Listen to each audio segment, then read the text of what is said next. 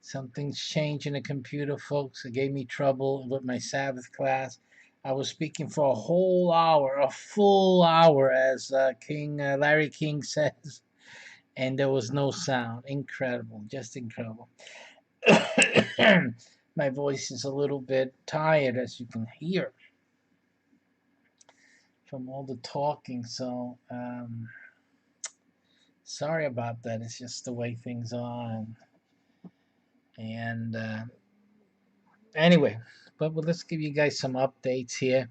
I'm going to talk a little bit about the COVID stuff. I mean, people are scared and all that. You know, it's too much scared. I mean, this is not a time to be scared, folks. Let me tell you. You know, you either prepared things, you got things done that were supposed to be done, or you didn't. It's simple. Um, you just got to move on. We got to keep things going and just fight. As simple has to happen. You guys stop being scaredy cats. La gente, you just stop being scaredy cat. I thought I was still my Bible teacher. I was about to speak in Spanish. So let's talk about you know what really you guys should be doing. You should watch my other videos. You should have had your house in order. Simple.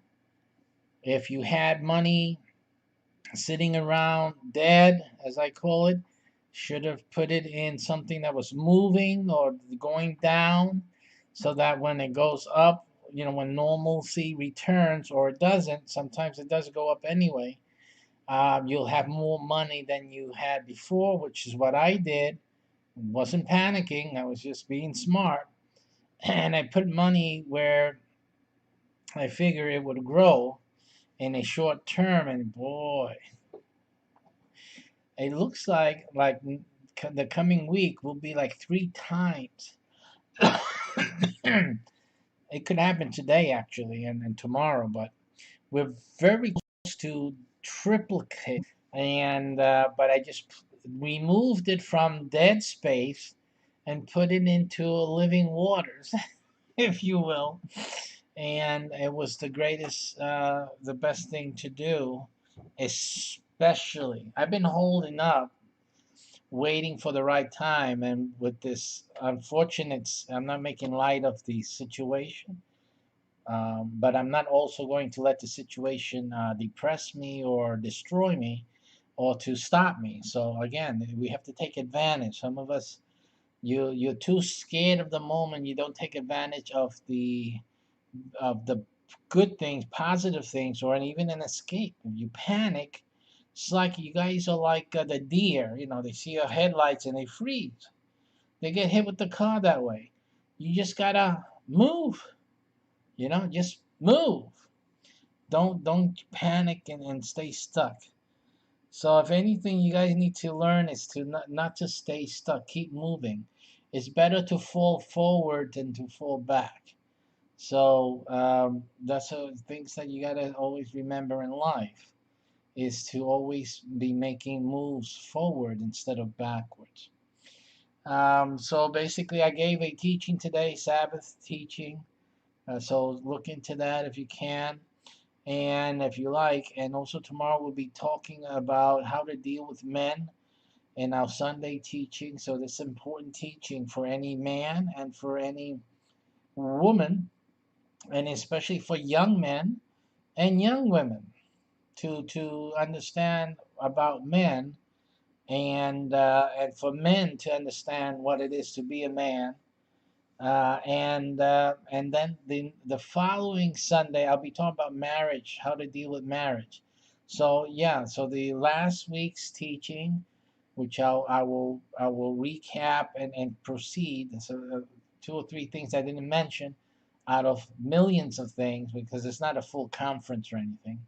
But anyway, out of from the gist of where we were talking last week, there's two or three things that I want to go into tomorrow, and then start with the men, because it just perfectly fits in there.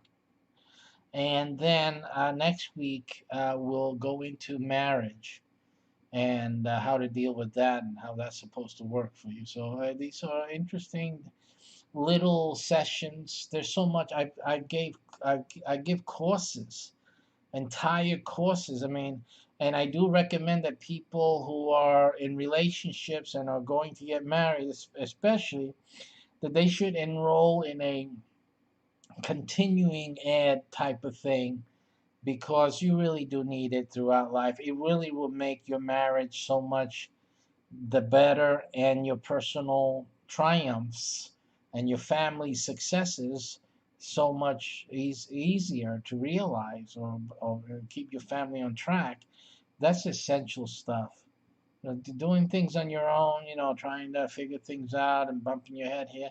I mean, that was good for the old days, but now there's too many things passing you by, and you're really doing yourselves a disservice and your kids a disservice. Really, actually, right now, if you're just trying to figure it out on your own, you're not doing the right thing by the ones you say you love. So basically, it is a lack of love right now at this point.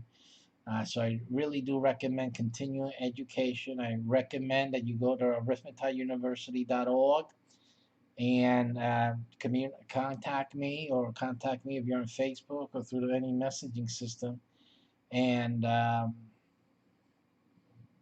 get talking with me because there's a lot of things you could be doing for your family and for yourself, and you're not doing it. And things like this, that right now, through this is situation, as bad that it is, there were things you could have done to really make a difference in your family. That's really, now people are getting, here in the US, they're getting stimulus checks, and they're wasting it on stupidity. It's just, it goes again. It's just simple stupid. I could take anyone's stimulus check. I could make you a millionaire by the end of the year. It's just as simple as that. You're not doing the right things. You're not doing the right things, and that's how that is the plain and simple of it. So if again, I offer my services if somebody wants to have some guidance on what to do with their stimulus check. You just have to call me. Yeah, you have to give me your stimulus check. That's right. But with the stimulus check, I'm going to get the things you need for you to make the millions. So it's like you're investing in your own self. So that's you're not going to go without. If that's the last thing you had, but you really want to be wealthy in 12 months and not have to worry about anymore, not having no money, this and that, then I would tell you, yeah, give me the 1200. I will set you up where you will be making money and you will be financially independent by the end of the year. It's as simple as that. So it's up to you. And the thing is that you will own land. I'm doing this through real estate. You will own land. So it's not like you're not going to have anything. You're going to own land. So you're getting something for your money. You're actually making an investment in something and that you will have title to. So that's, again, that's the thing to do. I'm just guiding you. I'm just helping you out and make sure you do, get the things that you need, and to be able to become financially independent. So look into that. There was some video I did a while back on that. If you're interested on that, by the way, I think this one, yeah, you can send. You'll have to send the payment here to on the screen that you see in a moment. And let me just get that viewable. I'm still rearranging stuff here. No.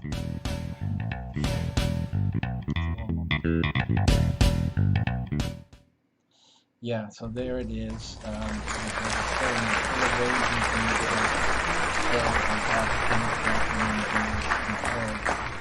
still trying to get the perfect setup here in my on my studio. Okay, so that's it. If you're interested in that program, like I said, um, the only thing you need to worry about is having some money. You don't need a lot, actually. Like I explained in previous videos, all you need is a few dollars, maybe $100 or so, and then every month like $25, 35, 50, maybe tops, to control the land. So you can do it that way. So you don't need like we don't need to purchase the land outright. But as long as you can control the land, then I can make you wealthy by the end of the year just by doing that. And so this, again, if you don't have any money to do that, to even do that extra there, then I will do it for you. I will put it in from the money that you pay, so you don't have to worry about that. Okay, so again, and now if I'm doing that, of course I would have to get paid back later with some, with some profit, but again, I'm helping you make profit, so that's the give and take here. But if you're interested in something like that, then you do this, and you just get it done. This is also available for anyone on the planet. So if you're watching this, you can do this. And I don't think it's just a United States thing. This doesn't have to be one of my few programs that you don't have to be a United States citizen to participate in. But again, everyone else in the world is not getting a stimulus check necessarily. I don't know what your governments are doing. But in any case, a thing I wanted to talk about actually is this issue of the response. Um, as we started talking in the this virus issue, the pandemic, I've seen a lot of people. I've seen church folk, worried about this issue. I've seen people that are ministers, church goers, talking about this issue of the churches closing and this and that. First of all, I might want to comment on that. Simply that the church is not a physical thing. The physical things die. The church doesn't die. The church is a spiritual force in the planet. It is above and beyond anything physical. So I think we make a mistake. You're misinterpreting scripture, and you're misinterpreting, you're misunderstanding God and the things of God when you limit the church to a physicality. That's a big mistake, because of course, when things happen like this, you're making a big deal about the church staying open or not. That they're trying to split up the church. The church is split already. The church is routed because there's no agreement between the brethren. So many different doctrines, so many different church denominations, and simply because there is no level of understanding that people share in common. It's just different levels of understanding, and all we do is debate all day and night as to what is the truth and what isn't. And because of this, we have a church that's easily routed. Okay, this has been done over the years, over the centuries, over the millennia now too, and has created a church that is completely routed. It's divided, and we only have like pockets of believers that actually are living for God and living and knowing the truth and espousing the truth, as opposed to a church and a religion. So this is what's really going on. The fact is that no matter what the world does, the church will always be. The church overcomes. The church is an overcomer.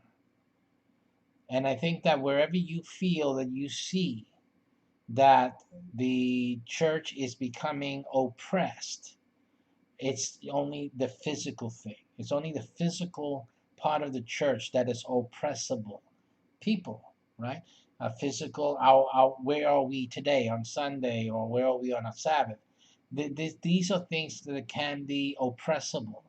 But the entity of the church, the reality of the church, the authority and power of the church, those things are not oppressible. They are in the realm of God, of His grace and His power and His authority. So that cannot be excised, minimized, or otherwise impacted upon by anyone or any government or anything. The church is impervious. It's above. The church is above all of these things. So whenever you guys are feeling, I understand a lot of and I don't want to get too much back into the teaching that I did before, but it has a lot to do with how you view the scripture. That it makes you have a weaker perspective of what the church is. My perspective is not weak. Okay, it's not limited. Church is not limited. So the teachings that I espouse do not create in my mind a church that right now is being impacted negatively by the pandemic and by the closing of the churches. That doesn't affect my theology. It doesn't affect the church in within the context of the teachings that I espouse. Matter of fact, I just taught the church just before. Tomorrow I will be teaching the church again. The same way I was teaching before the pandemic happened. I've been teaching this way, and my church has been functioning in this same fashion for over what? We've been doing this since 2000 and before. So you're talking about 20 years that the church has been online. We have been not emphasizing a building for over 20 years. And so this issue of getting together, gathering, all of that, when you follow the example that Jesus Christ gave and the teachings of Christ, how you doing, Buddha? All of those things are not what you call non-impacting, not on the church. We're not impacted by it. Doesn't affect us. They can make a law tomorrow to close all the churches down, and we won't be affected. My church would not be affected. My church, my ministry, the helps that we do, all the things that we are working in this world right now would not be impacted by a worldwide closure of the church, of churches. See? But the churches that have a traditional perspective, they're the ones that are being impacted, and they have a limited view of what the church is. It's a limited view. It's a limited perspective. So you're not able to survive. Your churches will fall apart. That's why the pastors out there of those types of churches are fearing. You fear because, in other words, for you, you can't preach the gospel. I'm preaching the gospel. For you, you cannot edify the saints. I don't see why. I edify the saints every time I get on the broadcast. I mean, the technology is at the point where we can edify the church. oh, but the church has to be together because if it's not together, what? Isn't there something called the Holy Spirit of God? So as long as there's the Holy Spirit of God, God in the universe, then He will make it right. Whatever has to happen in the church, God will compensate for that outside of the church. What would the church do in persecution? How would the church survive? How did the early church survive in persecution time? Those things, gathering together, is not absolutely necessary. Not that it wasn't said, do not forbear or to forbid the gathering of the saints. Of course, I mean that's like the preferred way for us to be, is to actually see each other and confirm each other in the physical sense. But without it, without that possibility, that doesn't mean the Holy Spirit stops functioning. It doesn't mean that the Holy Spirit doesn't continue or doesn't have a contingency plan if saints cannot gather. Look at the reality. This is the reality. We are preaching a gospel about a man that died 2,000 years ago. Yet everyone has to accept or has accepted without physically being in the same room with that person. That person is still being ministered and we're still receiving and accepting personally as if he was in the room, now coming inside our heart. That is all done by the Holy Spirit. If the Holy Spirit can do that with Jesus, whom we have not seen in the flesh, then what can't he do with the church that right now for these past 2 Sundays or three, you guys haven't been able to see each other? I mean, we are limiting God. Don't limit God. Just say amen, praise God. Just let God be God. So this is just a little short message. I know there's a lot of guys and a lot of ministers out there with different opinions and things like that. But come on, it's either God has the power, He doesn't. I don't think even the ministers who are afraid that the church is closed down and they don't agree with it, even you would have to agree that God is powerful, right? God is all powerful. If they did never allow the church to gather again in churches, the church will continue. Come on. So get with it. Let God be God. So we're making all this big thing about, we gotta let the church gather together. The devil is in control. It's all silly. Stop being silly. God is in control. God is still on His throne. The church is over and above all of this thing. And right now, the only guy here, minister-wise, church-wise, calm and collected about this whole matter is moi. Because I know that the church belongs to God. There's no problem. There is no problem here. Yeah, that's it. My church continues as it always has. The problem is that you guys have adopted a system that's ancient, and you're not able to move the church, progress the church forward. This is simply a calling of God, a move of God to push your church into the 21st century, man. Let's move on. We're in 2020 already, okay? 2020. It's time for your church to get out of the four walls and begin to evangelize the world. Simply, where is the power of God? Now we see if we don't have the four walls around us, we don't have any power. It may be your church, but not my church. My church is going strong. I within the time of the pandemic issue, I started a new church initiative. Go figure. Because we're not stopped by this. This doesn't impact us in any way. We are continuing. We move forward. So I've added to the church ministry during the pandemic.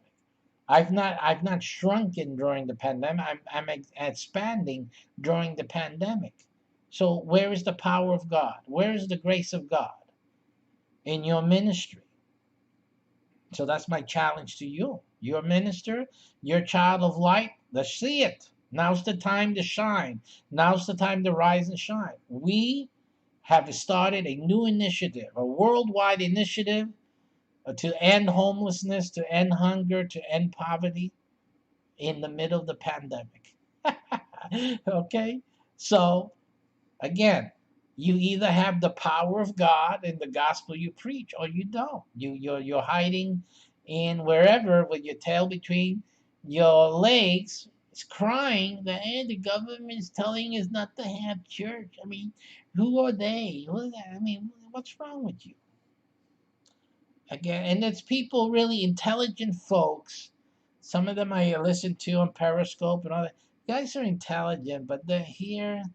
It's like another example. There's a few things that some of these people that I'm referring to, which shall name, I don't mention the names because there's no reason. We all make mistakes. We all have areas that we don't know 100% about. Okay, we can't know everything, but it just coincides with certain areas where the thinking seems to fail them. It escapes them. Really not putting the emphasis on the fact that God is God. God is in control. God is the one that makes everything work the way it needs to work. Anything physical is really of no impact, truly, to the spiritual things. So we cannot ever develop an opinion or a reasoning that places physicality over spirituality. Never should do that. You always have to check that. Check your understanding for that, because that's an error. Very big error.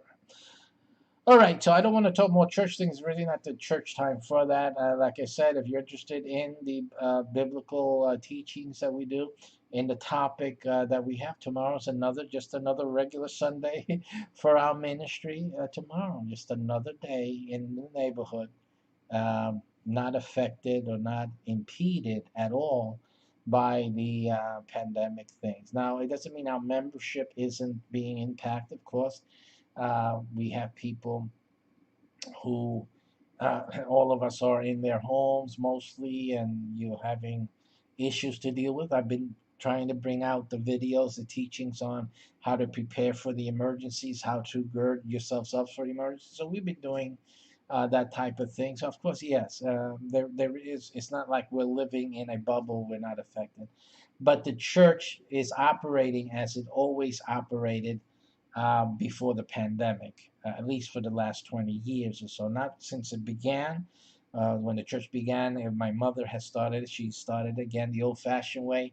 If she was still the pastor, active pastor right now, they would have the same problems everyone else is having. But the Lord moved us on from that years ago. When I took over the church, it was clear to me at that time that we were going to modernize the gospel, bring it into the technology and keep ahead of the technology wave. And that's what we've been doing as much as we can. Obviously, there's always issues with financial issues that always have to be resolved here and there.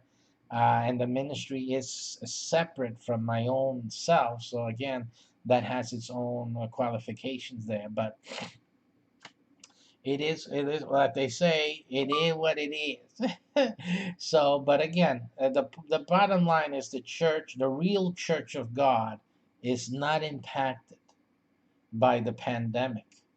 The church, the work of the church, the efficacy of the church, the unity of the church is still intact. And if anything, it is increased now because now we're not blinded by the physicality of closeness. Now we have to deal with the closeness of spirituality, and that's where we need to focus on. And I now focus on the truth instead of just religious dogma, which is always reinforced by that traditional religious getting together and all that. Make sure everybody's in the same mind frame. Oh, now the things are getting good. Now what's really good is that the false religions, they don't have a way to keep that thing going. See, so it's actually a good thing. Matter of fact, if they keep this thing going, I heard a minister. I respect him a lot. Don't agree with him on a lot of things, but he's saying he said that he didn't expect the government to let the churches, open up again and this and that. And he's looking at it as a frightful thing. Simply, I look at it as a good thing. I mean, that would be the best thing to happen because a lot of the false churches would just fail. Simply, they would just get out of the picture because they're based on foolishness and error. They should just disappear. The true Church of Christ will endure uh, church closings. The truth of God will never be extinguished. It can't be right now. So that will go strongly, and we'll see the less and less of the false religious ideas holding straight because they can't get together. They can't reinforce their errors. And then the truth is strong. The truth is strong. Boom, boom, boom. And true understanding of truth itself. It's not particularly one religion or one group or anything like that. Just truth. As I espouse. I've always done that. Okay, so let's put a cut on the religious talk because this wasn't a religious broadcast. But I guess it gives you guys a little insight, maybe that you haven't seen my religious things, my talks and things. You have an understanding of what my mindset is. And to simply put it, I believe what Jesus said: "You shall know the truth, and the truth shall set you free." That's really what I espouse. Learning what the truth is. The truth includes science, includes mathematics, and I do make a big holler about that, big deal about that. People, Christians, need to understand science and math, as part of their verification process of the truth. And again, I have no problems. I deal with atheists in a way that you guys are really weak atheists. I would be a better atheist than most of the atheists I see because they're just repeating and asking for stupid things. It's really stupidity at the end of the day. I've yet to meet a real true atheist that would be true and pure to what atheism is its paradigm. I've not seen even one commenting or even an opinion that was truly of that caliber. So again, I'm still waiting, but I would make a much better atheist as I am now. They don't have the argument. They're not arguing correctly. But at the same token, I know enough to know that I'm not an atheist. But that again, we're not dealing with religion at this broadcast. So, what's the update? Before all this mess, why haven't I been broadcasting more often? Simply because the kids are home. Who can do anything with these kids going around? There's no school. So, of course, in this house, I don't know about y'all, but in this house, I mean, I'm running and organizing, still fomenting the university. I mean, my wife, she's tremendously talented. She's what you would call My wife is what you would call a natural teacher, right? You know how to pick them. So she's very good at this. These kids here and I've adopted kids for a few years already. I do therapeutic foster care, not the regular one, the one that you have all the headaches. So we are both certified therapeutic parents, and we were doing this in New York. We went to Florida. We got approved. Part of our backgrounds and our curriculum vitae, and of course the state training and all of that we had to take. But this was easy because we know this stuff. We do this. So we've been doing this now in Florida as well. So we get the troubled ones, right? And they're academically challenged and all that. Let me tell you something. They have progressed. They are doing better home than they ever would have done in school. Okay. And the teachers are amazed. That's the funny thing. The teachers confirm, man, your kids are doing better now at home than they were doing in school. This should tell the teachers something, right? It should tell the educational world out there something, right? I've always espoused in my religious work, I've always espoused homeschooling as the most natural form of education. I mean, it's natural. Who teaches the child? The mother, the father. We're the ones that are supposed to teach them, not only to be mothers and fathers, but how, and citizens, human beings, but we're supposed to be teaching them science and math too, not just send them to school to someone else. So in this house, that happens. In this house, these kids are learning, and we're not forcing them. We're guiding them, especially in the morning, getting them up and going. But once these kids are up and going, they're here at 8 o'clock still doing work. They're still, and it's not that they have to do it, it's that they want to do it. These guys, I have my two adopted, lately, the new adopted children, and I have two young children here. They finished a week's worth of work in 2 days. They did it one Monday and Tuesday. And then what else did they do for us? They kept doing more practice. That's all. These kids, again, we're talking about kids who were academically challenged during the regular school year. They were having issues. Now that they stay home with mommy and daddy, now these guys are far ahead of their peers. So again, it's like I said, sometimes things happen for a good reason. And this pandemic is creating great pain, great sorrow. And by the way, if anyone's watching me, you have lost someone close. I share my condolences with you. I really feel that.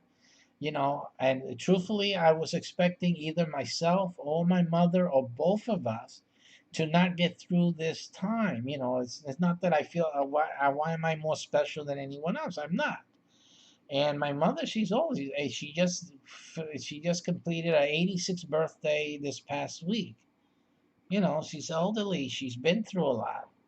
And I have complications that if I get the COVID, I would be one of those that, oh, I don't think he's going to make it. And I, truthfully, I wouldn't expect to make it, and I wouldn't be overly, what you call, upset either. So I'm okay. I'm okay with life and death. You can't be okay with life if you're not okay with death.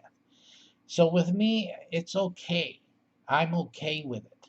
Um, you know, so that's not an issue for me. But I was expecting either or both. And even here in the household, still I have my wife. She's not a young spring chicken any longer. She doesn't have the complications that I do. So if both of us would get sick, I would expect her to survive it. Not myself, particularly, even though she is the elder to me. But my complications make me older than her, so that's the bottom line. But anyway, that hasn't been far from me. So again, I expect we lost people who used to be members of our church, by the way. In the early days, we heard that he succumbed to this pandemic thing and he did not survive. So again, so we did, and we feel for him, even though he wasn't in our church of recent years. We still, he's a friend of, a person we were friendly in our church. So it doesn't matter if you're in the church or you're no longer in the church. We're human beings. We love everyone. So it doesn't matter. You didn't understand, you didn't comprehend, you didn't agree. That's anybody, that can happen to anybody. It doesn't mean that you're no longer loved or esteemed or anything like that. So it hurt us. It hurt us, and so we were, so it's again. If anyone else out there listening, you've suffered from that, we're sorry. I'm sorry to hear that. But at the same token, life has to go on, as always has. So we have to just keep moving on. And so I suggest that everyone use, as I've taught in my previous videos on the survival, preparing the kitchen cabinets, all that. There's a few other things I want to get into, but at this point in time, it's still a little iffy. If, obviously you guys cannot do what I have yet to teach because the situation is still not yet over. In order for you to do the extra things right now, if you can just do the videos that I did already and do the kitchen thing, I think that's like the best, the most that you can probably get away with doing right now. So I'm going to try to do the evacuation contingency because I think that that is still something that you need to prepare for. So I'll be doing that during the week. In any case, so I just wanted to give that update. The people, you guys need to stop worrying.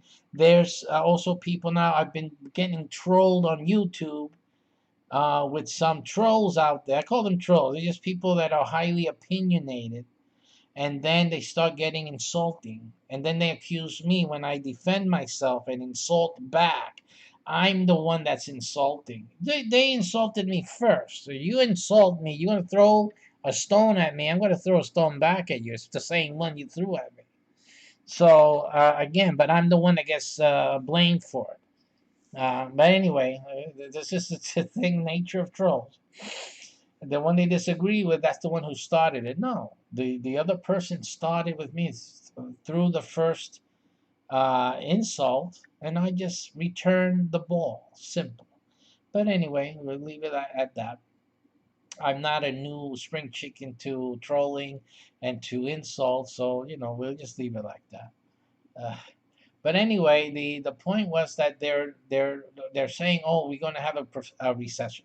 You have these professionals, economists. We are in a deep recession. We're not getting out of it. This is a recession.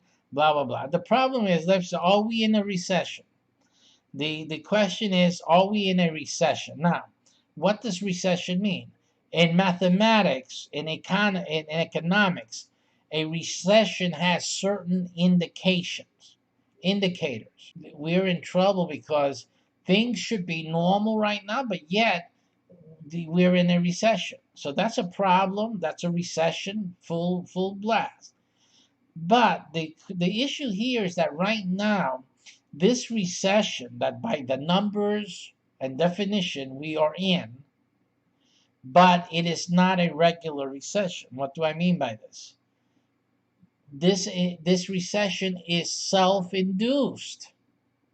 That's the reason. Self-induced. This recession is caused by closing everything down. That's what caused it. It wasn't natural economic or evolved economic circumstances, world, certain news that happen in another land, and things like what would happen normally in the economic landscape.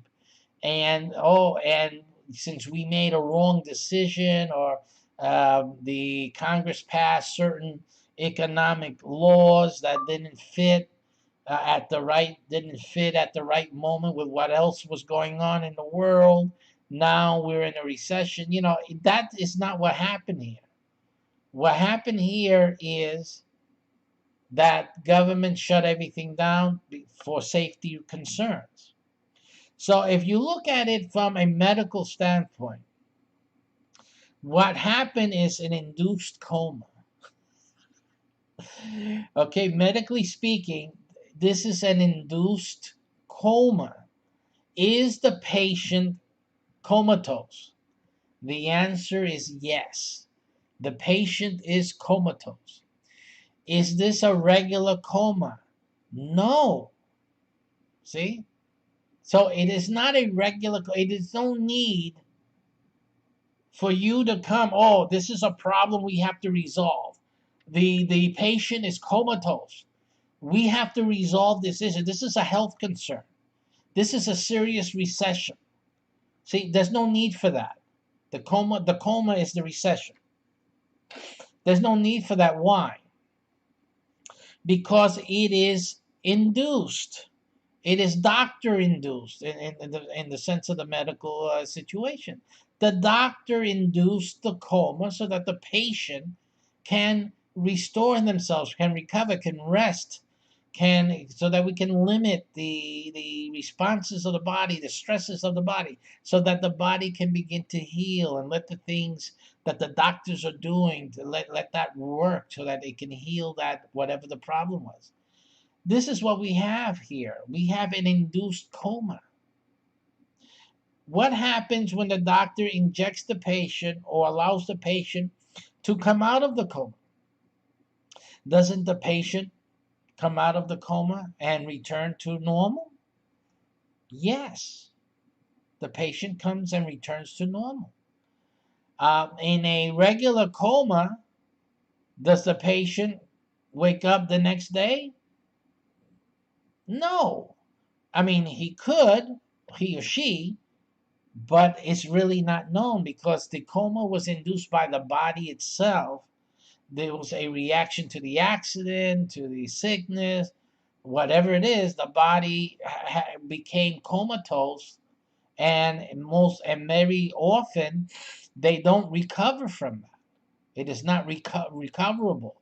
There are times, and as enough time is given for the body to repair itself, yeah, they could come out of it, but it's not guaranteed. It's not even known. So that's the regular recession. We don't know when we're going to get out of it. Hopefully the things can restore themselves and we'll get out of this. That's a regular coma. But when the coma is induced by the doctor, medically, chemically, then the patient can be restored when he injects the counter coma inducement, or allowing what induced the coma to degrade in the body, to expel itself from the body and allow the patient to wake up. So there's a difference.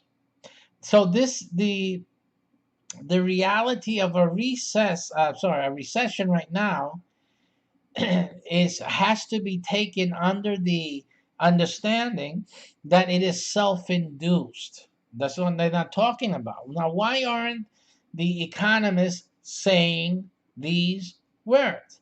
Because simply, number one, they were trained simply to identify a recession. So you have passed your tests, you have shown that you graduated with a degree, and you've shown the fruit. You have properly identified a coma. You have properly identified that the patient is comatose. You have identified a state of recession. Okay? But you failed to realize that it was self-induced.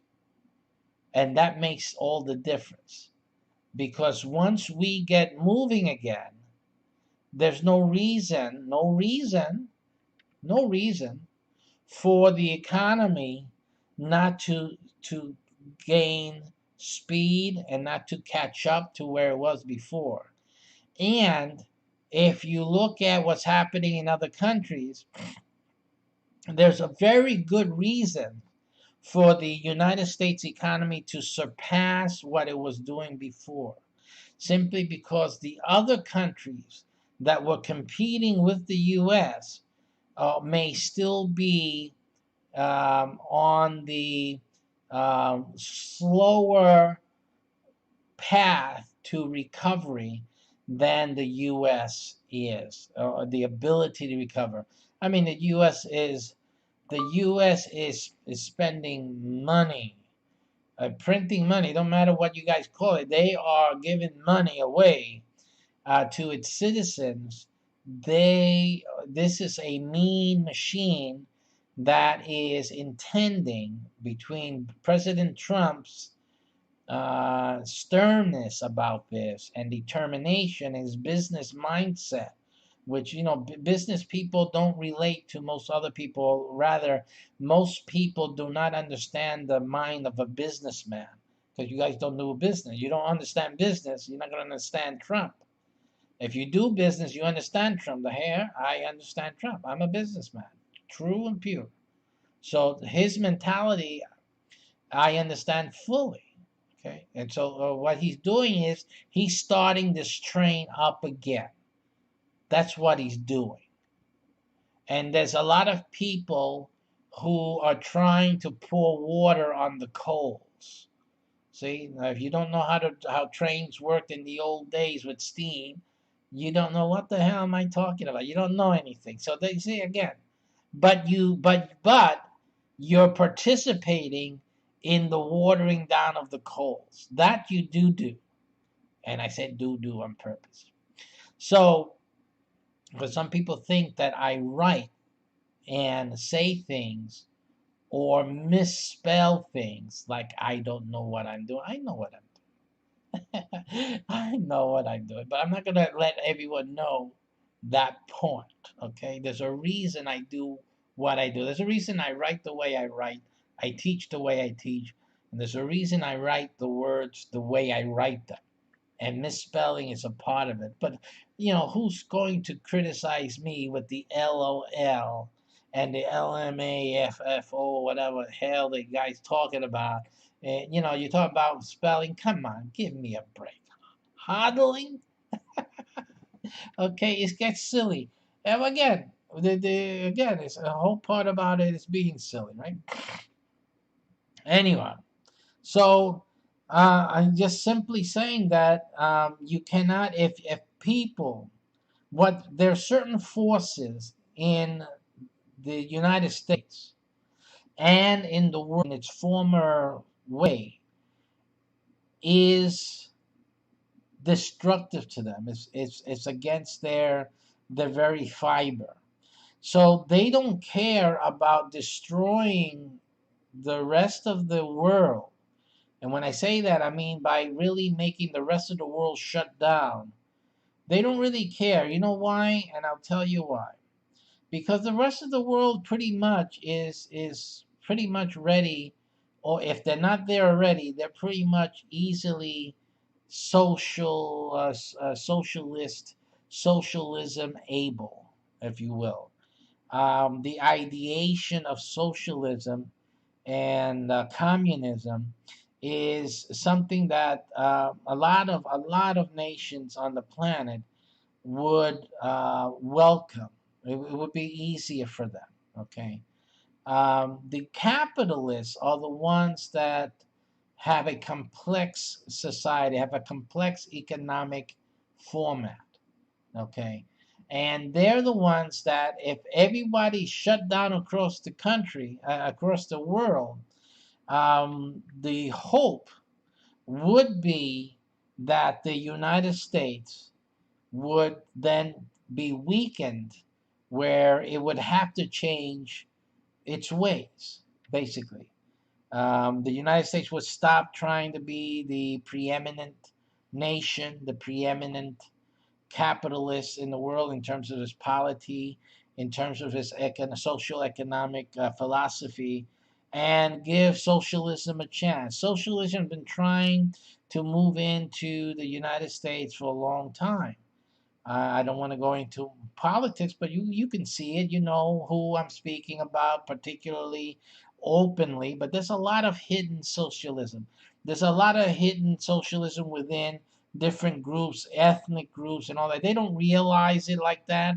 They're not trying to like destroy the U.S. They're not doing it on purpose, you know, trying to destroy the U.S. But it just happens that your thinking is against the Constitution. The type of thinking that you're having and the type of goals you want to achieve would change, would destroy, would affront, would be an affront to the Constitution of the United States. That's all. You know, something simple like that, right?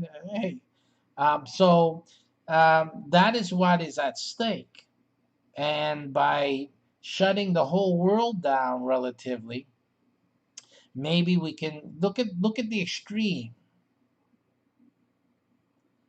that is being opportuned upon. I'm not a conspiracy theorist.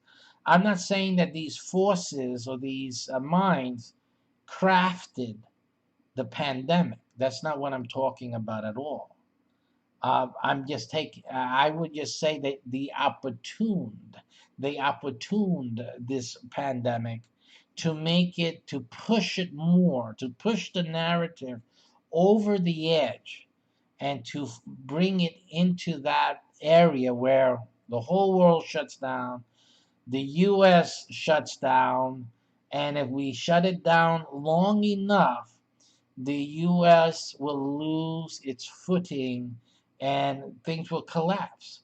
And we can only then become socialists and start rebuilding somewhat, while someone else, another country, who would that be, is more poised socialistly to take preeminence.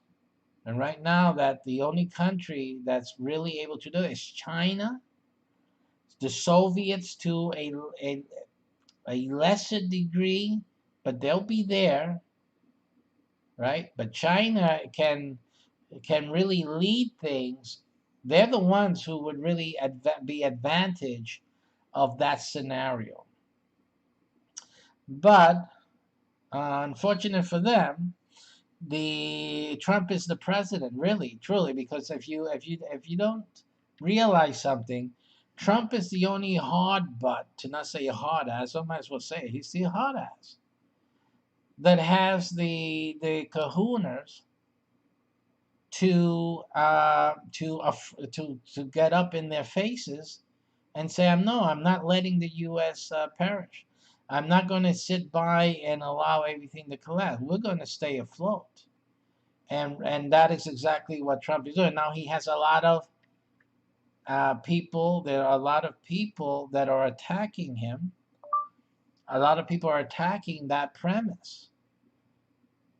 A lot of people are saying, no, this is a recession. We're not going to get out of it. It's to put fear into the people.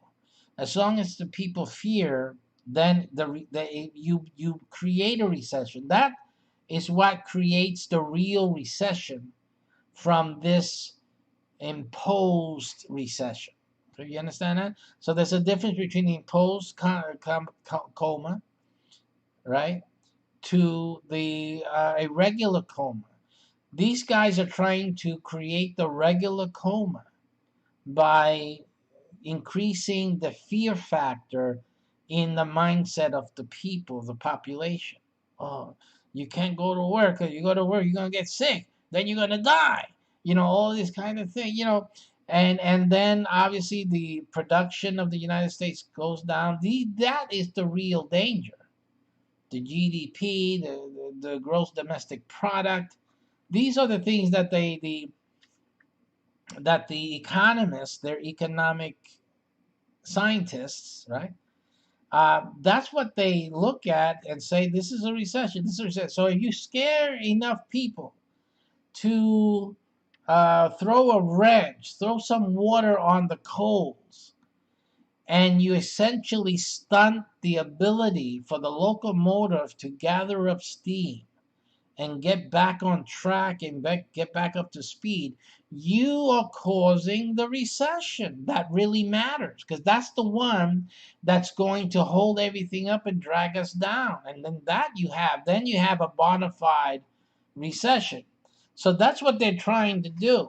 And there should be no American at this point trying to create a recession, just on the fact of what a recession is. If you're trying to, if what you're espousing is going to exacerbate a recession, then that is an anti-American sentiment. You really need to realize that, because we have doctors to find cures, doctors to research therapies and treatments. Let them do their job, and let the country do its job, and let the president do its job. That's it. Move on, forward, march, hood. That's what the country needs to do. But if you're espousing holding this down, oh, we can't go too quickly here and all that, you're being, why don't you just say the truth of what you want? You want the US to fail. You want Trump to fail because Trump really doesn't matter to you. It's an issue of the United States and the Constitution. You want the United States and the Constitution to fail. That's it. That is the game plan. Now we know it.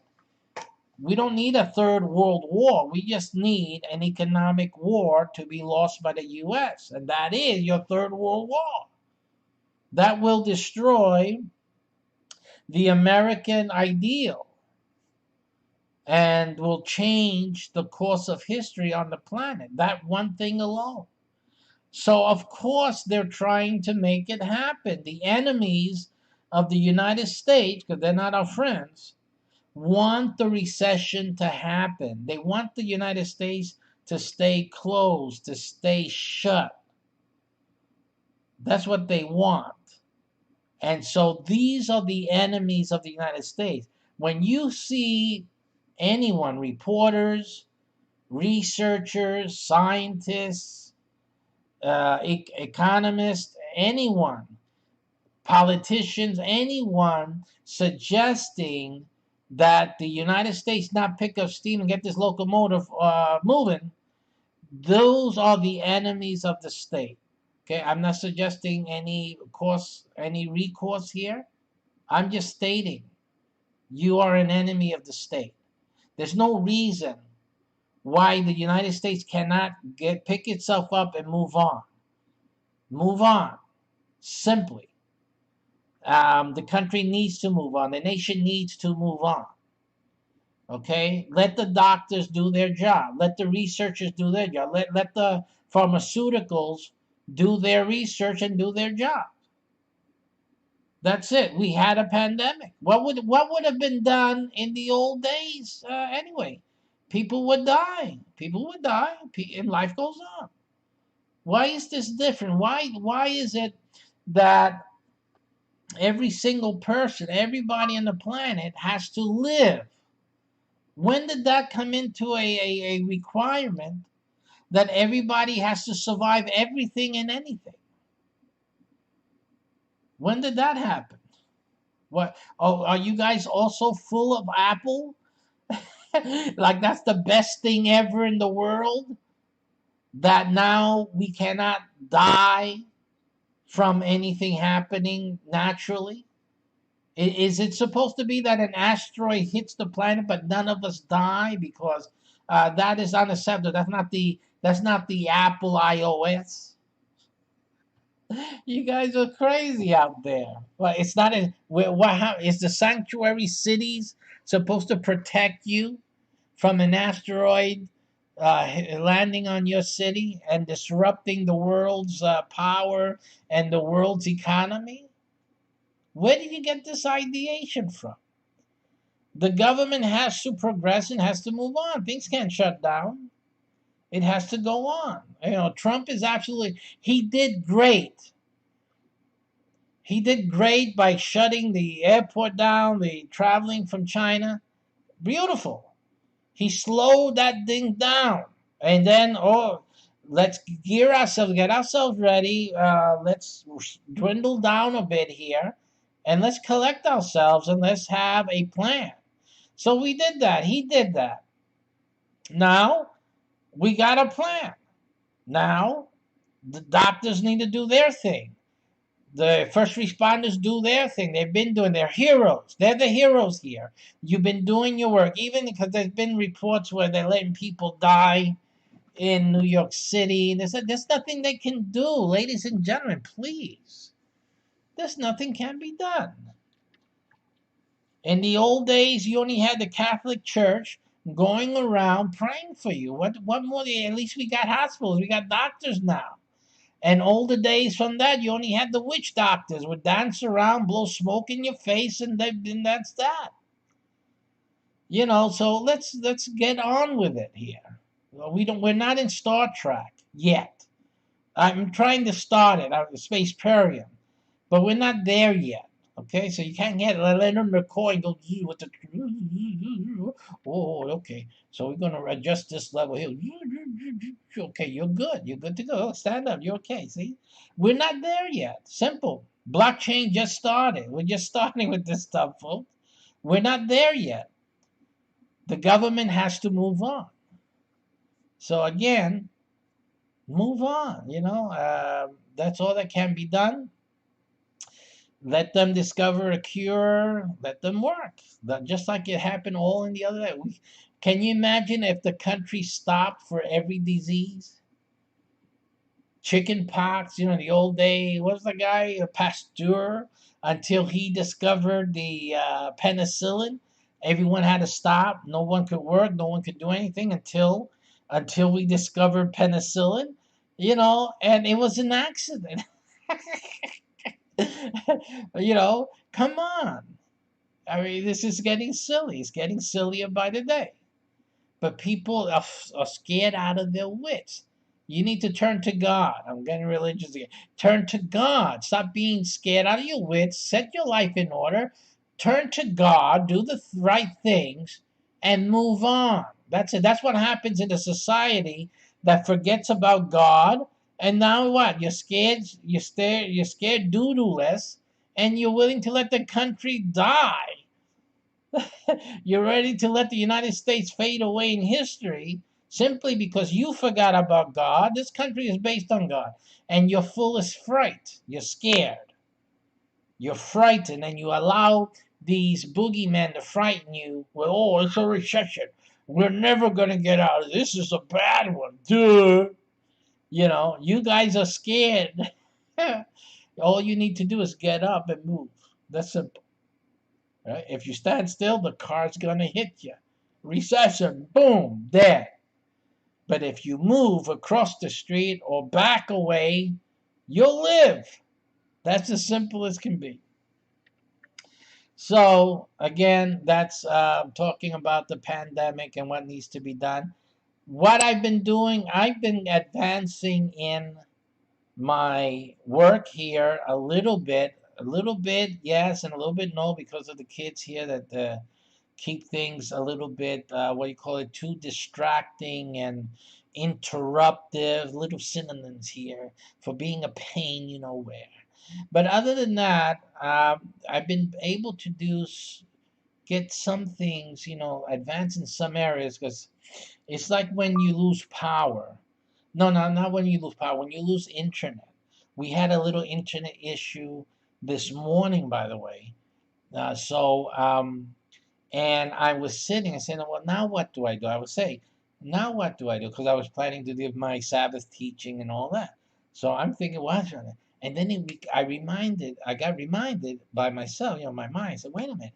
I have that spreadsheet I'm working on. I've been trying to figure out the mathematical calculation that I needed. Let me get that. And you don't realize, I realized this. I was rushing before the internet get back on. I was rushing to get the spreadsheet so I can figure out the math. I would say, well, hold the internet. Wait a minute.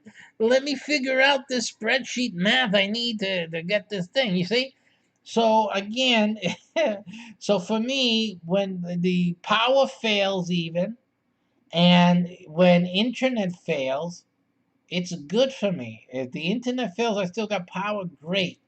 Because I can still get my spreadsheets worked on, and when I don't have that, I have a lot of books. I have a lot of transcription. Right now, I'm transcribing this. And, this thing is this Google transcription thing here I got on the phone, which I think I've told you guys about, free, is doing a pretty good job. It's doing a pretty good job and for some reason someone's interrupted my video here. I'm sorry. It's my wife. She's discovering technology. Let me show you what she's just done. She has usurped my display. And she has played a YouTube video right now on the display that I use to control this broadcast on. Amazing. When you give a woman, let me try to get these back here. And it seems to that I'm not able, I'm not able to,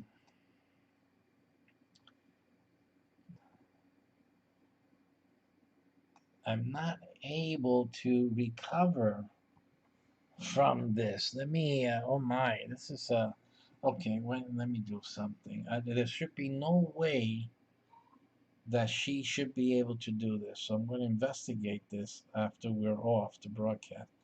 Let me see. This is not the control for that. This is the control. One moment here. There should have been no way for her to usurp this. And that's a bad thing. Oh, that's bad. Okay, so let me see if I... So I realized that she usurped the second screen, which has Google Chrome on it. Okay? She took over that screen and started playing a video. Okay? And that's the screen that I have all my controls for the broadcast on. So you can imagine. So she actually changed the source. The Google Chrome took over the monitor to then play. So it took over. My goodness, I was taking over here. Okay, so I got that back. I think she noticed that. Wait a minute, I'm broadcasting.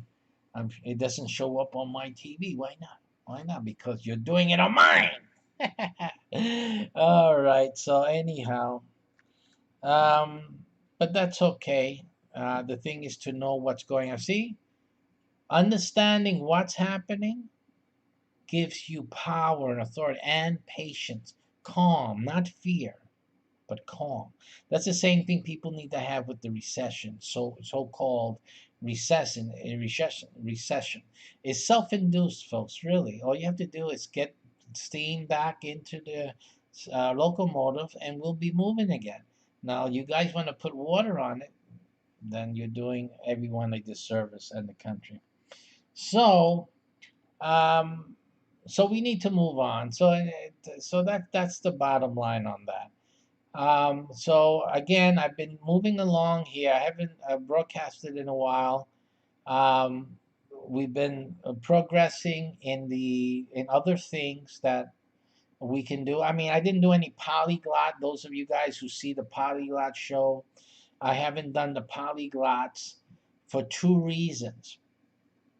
The first reason is, if you remember, one of the last polyglots I did, I had researched and gotten the codes I needed to create a flash card flasher program so that I can see the letters and the dots, I forgot what they call them now. The ones that tell you it's an A, whatever, with the Hebrew letters particularly.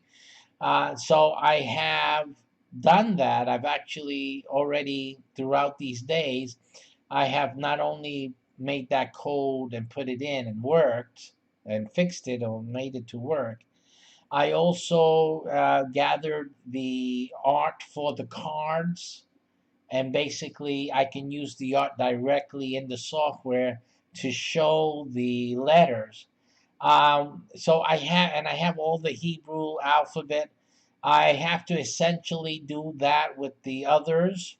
I don't want to do that though until I finish one language. I'm working on the Hebrew still, and frankly, I still have to create. I'm thinking how to do it best, but I would probably have to create all the different the letters of the Hebrew alphabet that I have already, but I have to make a version with each of the dots or dashes, that say what type of vowels to add to this letter. So that I would have to create on my own and one at a time, and that can take a little while. Each letter has what, five, six different ways of pronouncing it. So for each letter of the Hebrew alphabet, I would have to make like 6 versions of it. So that takes some time, especially 'cause I have other things that I'm working on. So that's the reason, that's really the main reason that I haven't done another polyglot. The second reason, which is just as good, is I don't think you guys want to see languages right now. When you're worried about, if there's meat in the supermarket, if you got toilet paper or not, stuff like that. You have issues with family members, worries, concern. You don't want to be learning Hebrew or Greek. Forget that, right? So I'm just allowing time to go on. I can work on this stuff in the background and have it ready to go when we get ourselves some steam in the locomotive. So I'll keep working on those. I am still working on them. And as I told you before, also our game, the Symbolum game, it uses that same script to feed the cards that are used in that game. So I'm also developing that as we go along as well. So it's all good. It's not that I'm not working on these things as much as I'm doing what I have to do in the background anyway, because you guys are not going to sit there and watch me necessarily, fool around with or designing letters or designing the cards themselves. I can do some of that, but day in and day out of that is a little bit much, especially with the other stuff happening. Again, with the kids here in the home and all that. And you guys are suffering the same type of thing. So, the same type of thing. So you guys, you're not going to spend time. I have a hard enough time having people watch me just talk now. So, but it is what it is. It is what it is. So that's what's happening with that. Um, there's great development. I'm still developing some new businesses that we have. I announced the security, digitalized, and blockchain type of security business based on dApps, which are decentralized applications. And so I've been working on that as well as developing a new product actually we've been developing, which are the crypto games based on the blockchain. I should call them blockchain games, but some of these games have a compensation to the owners of them in crypto. So for marketing purposes, I'm calling them crypto games, even though the proper name for them is blockchain games, the games based on blockchain. So again, this is the latest advancement in technology that I'm working on and developing, using the games niche as a way to really get into get a head start of my feet into it before others, and going from there into other things. So that's what we've been developing. I have a whole slew of games that I'm offering to people who want to own them, who want to have their own um, crypto game. That means you own that you earn crypto coin, Bitcoin, Litecoin, Ethereum, whatever. And you earn these things while people download and play these games and purchase abilities in the game to accomplish certain goals that they would have in the game. And you're earning this as a crypto profit to you. So that's basically what I'm marketing now, what I'm getting ready to market. I'm already on Fiverr with it for personal use. When I say personal use, it means for an individual wanting to own their own crypto game and offer it for, selling, downloading the games, making profit from it. And later on, you can always sell the game later on. You make your money and then you sell it on to somebody else. So I have that available on Fiverr.com. My username on Fiverr.com is Automated Profit. So you go to Fiverr, you search for Automated Profit, or you do a search on Google, Automated Profit. You should be able to find the Fiverr gigs there. And again, it's the crypto game gig. So, but I also have on classiforium.com, I have the business form of it for businesses who want to get a head start and gain a lot of market share early while your guys and the country is restarting. So if you're a business, you got a pizzeria, this is great for restaurants, for pizzerias, delivery type of businesses.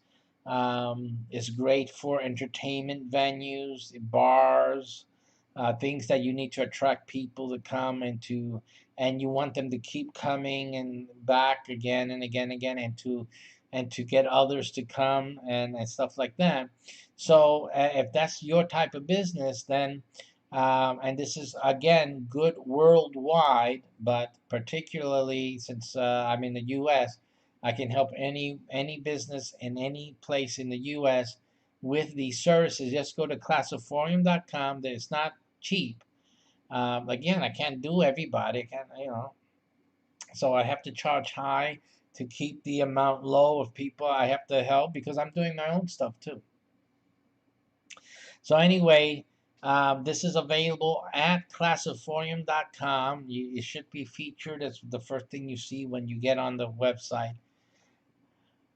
It quickly moves off the screen. It's on the featured, but then you go down to the listing. It should be first on the list there. And look for the marketing. It's under marketing, crypto game or blockchain game, and marketing, and that is an option for you if you have a business and you want to have an advantage now that things should be getting back up to steam unless people keep water on the coals. Then that would be a great option for you. And also, you make money. Your business may need funds now after all of this is said and done. And that game, having one of those games, can restore your prior profits that you had in your business, your restaurant, or whatever thing, and then some. So it actually may be a great thing and a great time to implement that marketing strategy. So if anyone knows of a business that needs to get restarted and needs an advantage, and obviously one of these games, owning them would be like the best thing. Like it's a great marketing. I mean, you can it's promoted in the communities that you market areas in. It promotes easily instant coupons, instant messaging, sales alerts, contests, the gambit, the things you want to achieve in marketing can be done through these crypto games. They're fantastic. And the people, they're really interested in crypto and gaming. It's that two combination there. And if that's your marketing group, the people you're trying to reach, this is just the perfect thing to use. So, and if you have a friend or a family member that's a business owner, then tell them about it. Go check it out in classiforium.com and look for it and read about it. If you have any questions, you can message me there or message me wherever you find me, and I'll be happy to answer any and all questions about that. So that's really exciting. And again, these are things that I'm working on while everyone else, I guess, is worried about recession and worried about, what's going to happen. I just keep moving on. You keep moving on, period. That's it. There's nothing, I don't waste a single day. You just keep going on. I can't afford to waste a day because I have the issues that came from the accident that really impede me every day. So I don't see any, if I have a moment of clarity, I need to use that. So again, I have to keep going. And also, since I'm always developing here, there's really nothing has changed for me with the pandemic. Again, I thank God for that. The pandemic has not impacted my personal life either, and or my business life, in the sense that it has stopped our marketing. We haven't been marketing. There's no point in that, but it hasn't stopped me in terms of taking advantage of any time and moment that I can actually work on something on the projects we have to do that. And once everything is up and going again, I'm ready. I got new products to go. I'm still working on a few other things to get ready before the locomotive gets up steam.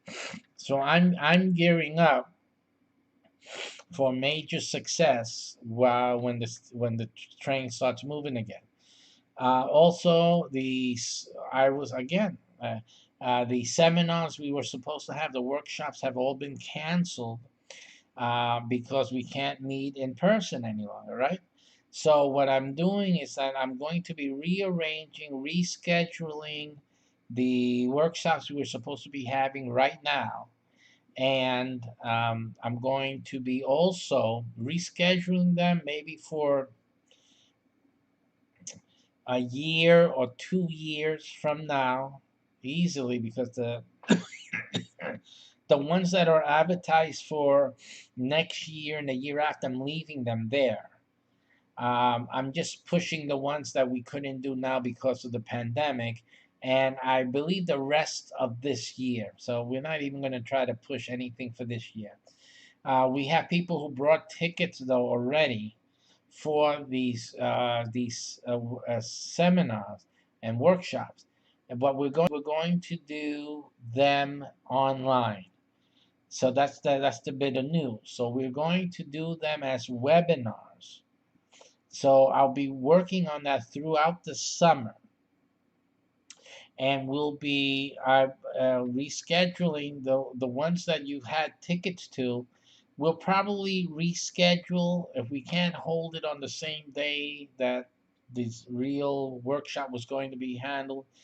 It'll be rescheduled after the summer, because I plan that after the summer we're going to be working on the webinar itself and creating the things I need to teach that workshop, and the things that the attendees will need, so to transmit them into the webinar format.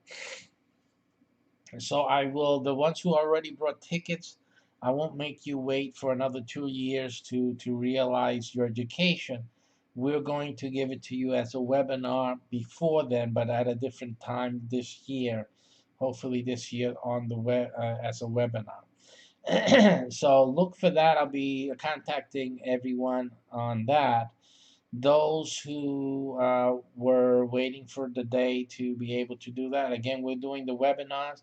There is going to be a change in price because of that. I don't have to travel any longer, so I don't have to add the expenses of hotels, the expenses of the facilities, and stuff like that, water or any other things that we may have. I don't have to add those costs, so then obviously the price of admission will be reduced. So that's the other bit of news about the workshops. That includes the car flipping workshops and the extreme real estate investing workshops. So both of those workshops will be changed over to webinars, and the dates, if it was supposed to be this year, you brought ticket, those real seminar, live seminar, will probably be rescheduled for about 2+ years from now, but you'll be getting a date for the webinar that is probably this year, and you'll be able to take it as a webinar this year. So we're going to basically, the pandemic has destroyed my $1 million business this year in terms of giving these workshops, because that was an easy million right there. But it has also given us an ability to gain more profit, actually, because instead of just giving a live workshop, which we will eventually to what we already made from the physical event ticket sales. So we're able to add another product in the business world. That means adding another product. It adds another income stream because we can provide both now. Either take it as a webinar or take it as the live training. And I prefer the live training because there's things that we need to be discussed. You need that one-on-one, or that at least the eye-to-eye interaction. But we'll see how that reflects on the pricing. I do want people to have time with me in person. So again, we'll just look at that pricing, how that affects the webinar versus the in-person thing. So we'll look at that. But in any case, we just made from 2 webinars, the car flipping, the extreme real estate. Now we've made 4 things, 4 products from the original 2.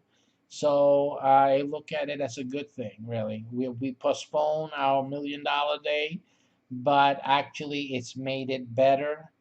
Um, so it looks like I can actually extend the profits of this endeavor to a great degree. So it's actually, for me, it's good news. For me, it's good news. Absolutely. So that's a good thing. Um, so that's what we'll be working on for the real estate and the car flipping workshops. So I was talking about the game, the crypto thing. So we did that already. SPACEPERIUM.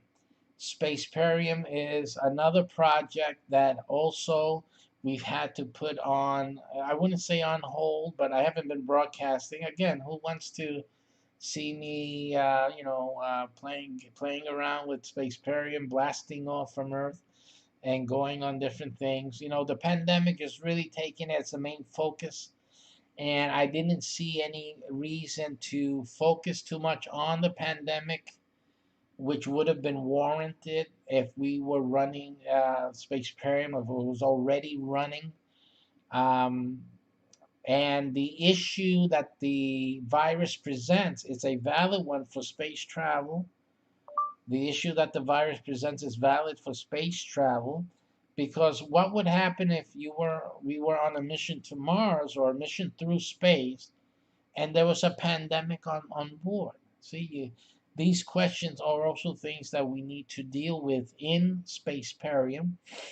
But I felt that we can do that a little after everything starts getting back in place, and we can always revisit the pandemic and pandemic responses, and have that when the game calls for it in a SPACEPERIUM. But we've been working on other things, real estate as it relates to SPACEPERIUM. SPACEPERIUM has a real estate program, believe it or not. There is part of the real estate um, um, need for in SPACEPERIUM, which will become of note later on as we reinitiate the SPACEPERIUM program. And also what I just described about previously about the crypto games, the blockchain-based games, we also have at least 2 games slated for SPACEPERIUM. It's really exciting. SPACEPERIUM, and these games are open to everybody. SPACEPERIUM isn't open to everybody. It's a limit of 100 players in each city for SPACEPERIUM. I'm sorry, 100 players per zone, per ship, and they go by zip code, then they go by city, and then they go by state. Only 100 in each of these ships. That's it. And people ask, well, how about all the other people that want to be playing SPACEPERIUM? They really cannot. You won't be able to, not in the short term, until the video game comes out. It's completed as a video game. But even when that happens, you would only be playing the video game version. You wouldn't be playing the whole thing, which is really the exciting part, is the whole thing, especially the LARPing phase, which is very exciting. It's real life gameplay. So that's really exciting, that part. And plus the fact that you guys are movie stars in that phase, because you're actually creating movie material, movie content, and SPACEPERIUM will be making TV shows and movies as well. You guys are the stars. Those guys, those 100. So it's very important to get in early, get in, be part of the 100. And then there's another 100 that happens when the military phase comes in. So that's another phase. There's another opening at that point. So more people can come in. They'll have to come in through the regular route, not the military. So if you want to get into the military, you have to start now. You have to start early, because those are the ones that can transfer to the military later, because you guys know the game. You understand what's happening. And anyone else in the future that wants to get into the military would have to start in with the regular groups if there's space. Again, there is very, very limited space.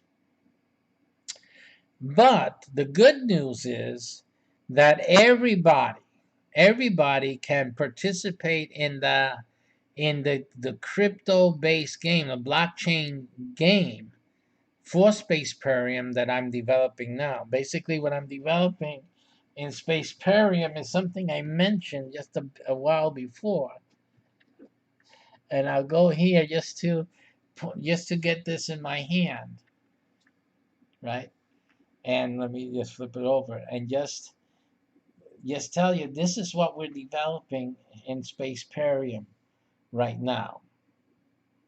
Remember I talked about that we don't have Dr. McCoy to come and go and scan for the problem and to solve it with this little medical device there. So what SPACEPERIUM is doing is that we are starting to work on the AI handheld device for SPACEPERIUM players. That's what we're going to do. Now remember that SPACEPERIUM is a hybrid between real life and the game life. So actually, when we create this game that is going to be the game is based on developing and testing the handheld device that will be used in all the gameplay. In all the games, like Star Trek, they have their tricorders. They had their device. Like Scotty, beam me up, right? They had the device. This is what we're creating in SPACEPERIUM. Right now, we're creating the game that creates and explores. SPACEPERIUM is all about exploring and researching. It's a game, but there's some, I don't want to tell you guys it's all about research. Oh, it's a game for scientists. Scientists can come into SPACEPERIUM and feel good, but regular folks can come into SPACEPERIUM and also feel good. You don't have to be a scientist. Scientists can do what scientists do in SPACEPERIUM, but regular folks can do things in SPACEPERIUM as well. And to your degree, it doesn't matter what level you are at, you can make a contribution, you can make an observation. Simple. So everyone can participate in it.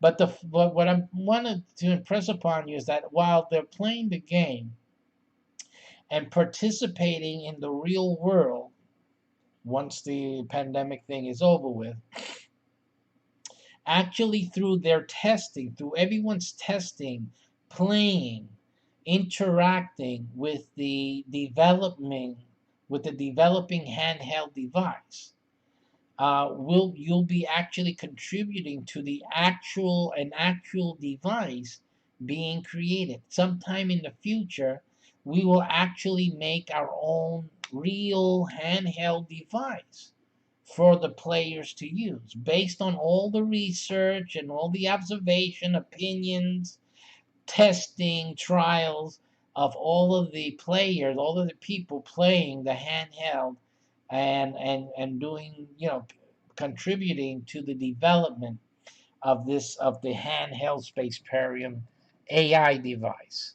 And so that's the exciting new thing that's coming up. Is again part of that whole blockchain game initiative that we're actually going to do this thing. It's going to be fantastic, absolutely fantastic, and it will be probably the only connection that most people will have an opportunity of using or playing that will actually connect to the SPACEPERIUM empire, to the game empire, to the game world. And so that's really exciting. Again, available throughout all the world.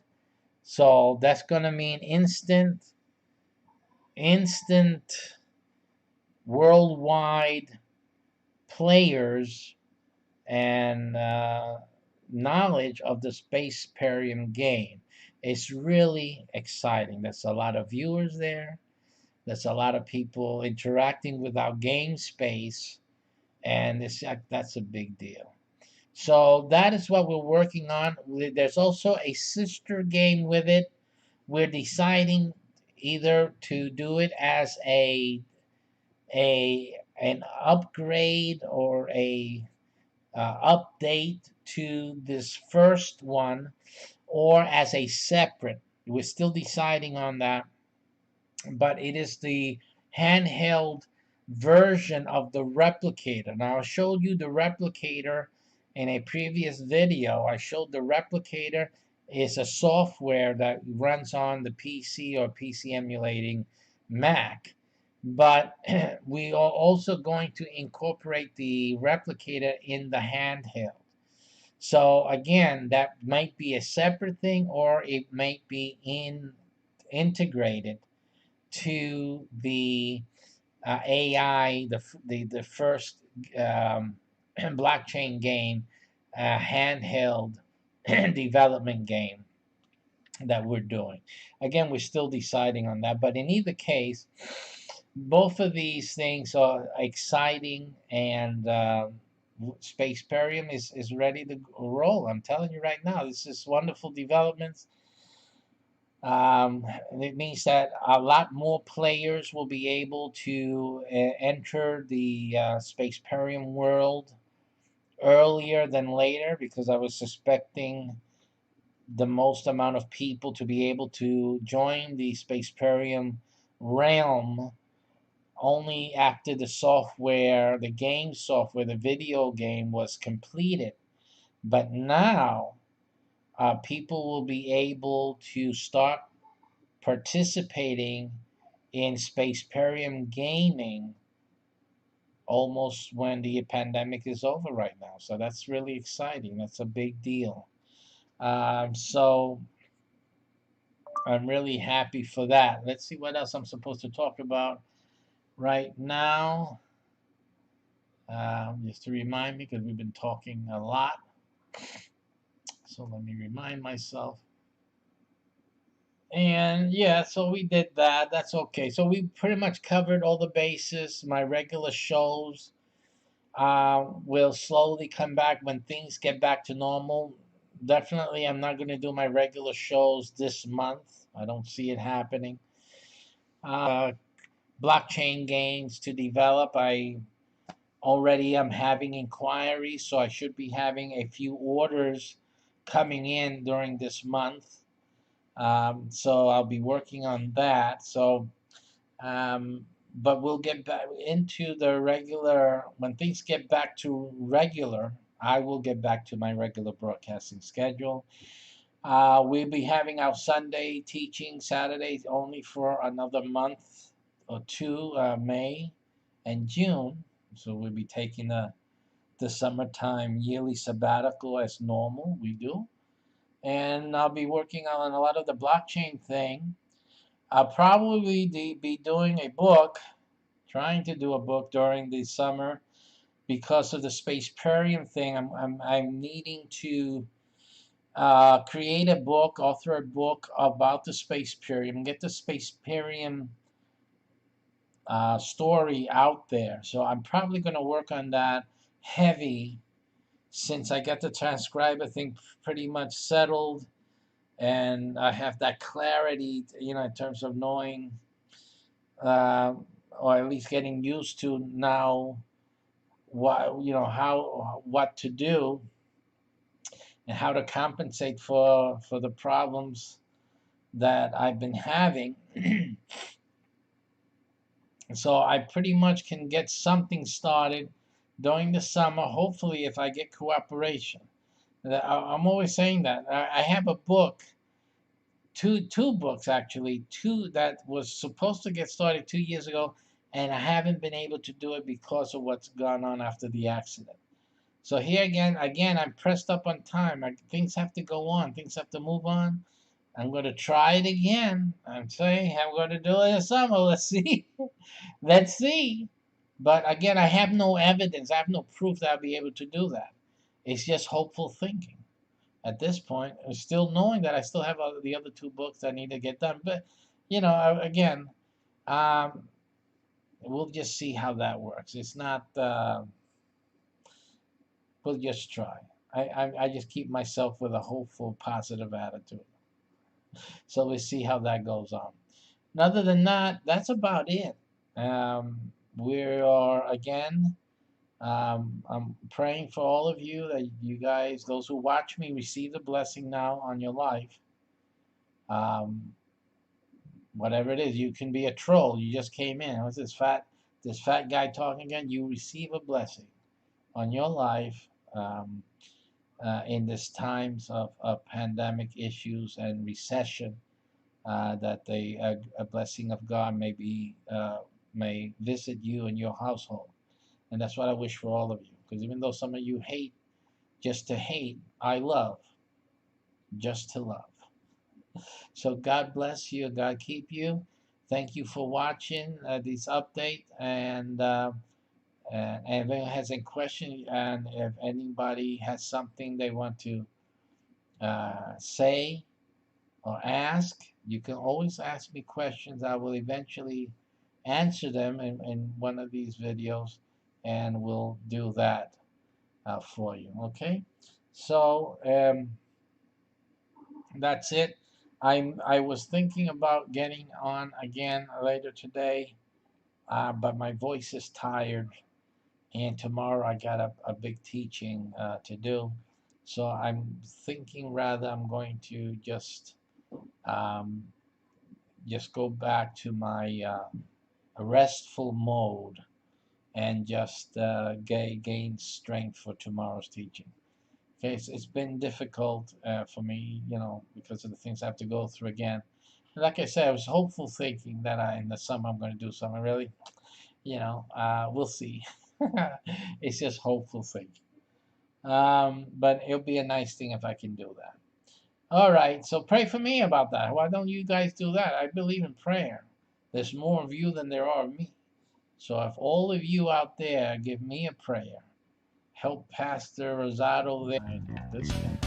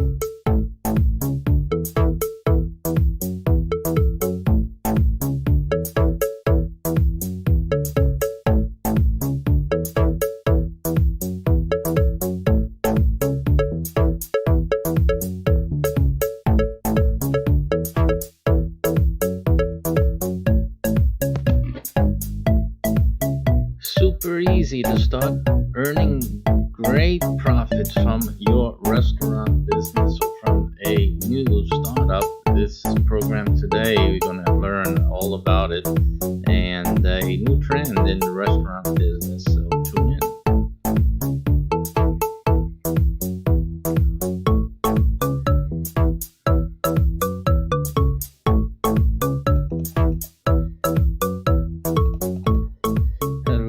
Hello, and welcome. Thank you very much. We're starting today on the restaurant business, today's restaurant business today here at MyCBH, and we're going to focus in on a growing trend. I think it's something that's been around. It hasn't been really incorporated into mainstream restauranting, but I think it's something that is worth taking a look at.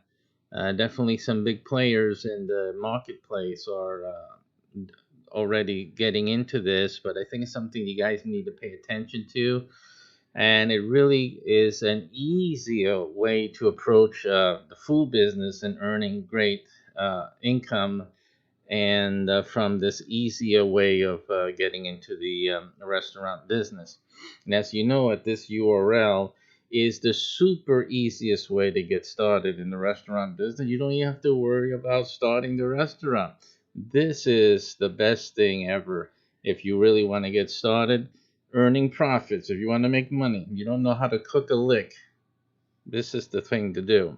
Now, for those of you who want to have a restaurant idea, want to have some recipes, some mom's or the family secret recipe for something, this is also your best option because it helps you get everything in place, and even it helps you get the your restaurant idea, your food business idea started, and within protection and with super a massive help in getting your restaurant known and busy. And so this is the best option also for you too.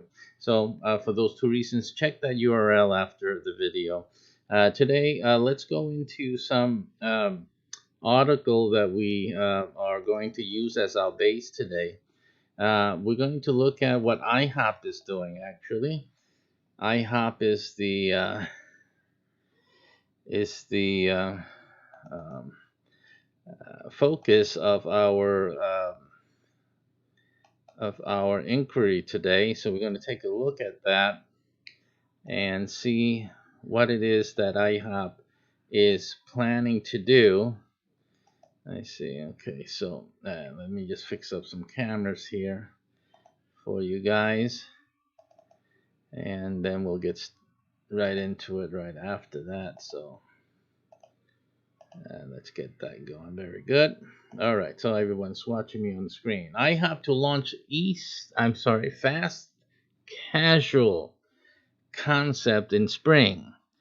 What's a fast casual? It used to be fast and casual with it.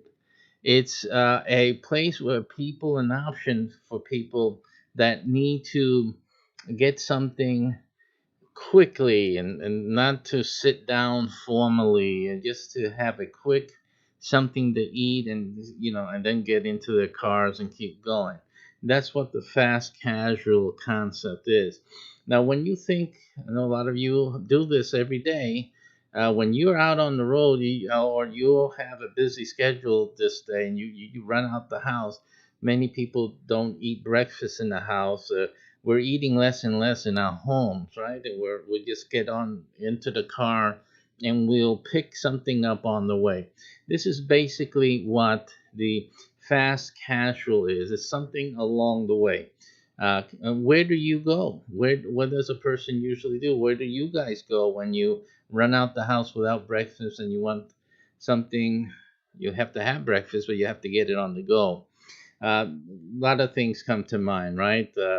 In the past, I say that was at least for me, when before the gas station places came into play, right? You had the Dunkin' Donut place, right? So you will go get some coffee and get a croissant, or do the donut thing so early in the morning, but some people like it. So, but anyway, that's the type of thing that you had mostly. Then we had these gas stations that revived the gas station store concept, but had an eatery, had some food in there. And you have that with the 7-Eleven that's been around for some time, but nothing really more substantial than that until you have now, at least here in the South, we've discovered Wawa. I believe up there north you have that too, the Wawas and other Speedway, other type of gas stations that feature a more of a eating opportunity, a fast casual opportunity where you can get sandwiches made and with your coffee or with a cold drink or whatever have you. They got milkshakes and all of that. So that's what's going on with the Wawas. And when people want something quick to eat, sometimes the Wawa, sometimes that Speedway is the only place to go. The only place that's open 24 hours 7. You can get something to eat, a sandwich or a burrito or whatever else they guys sell there. So this is basically what's happening. People are more and more on the move, on the go, as we can say, and they need a place to stop at and get something quick to eat, wash it down with a beverage, and then move on. It says here, IHOP to launch fast casual concept in spring. Flipped by IHOP will allow the iconic brand to enter urban markets. And it all starts with Atlanta. So Atlanta, you guys have the luck. You got it starting over there in your part of the country.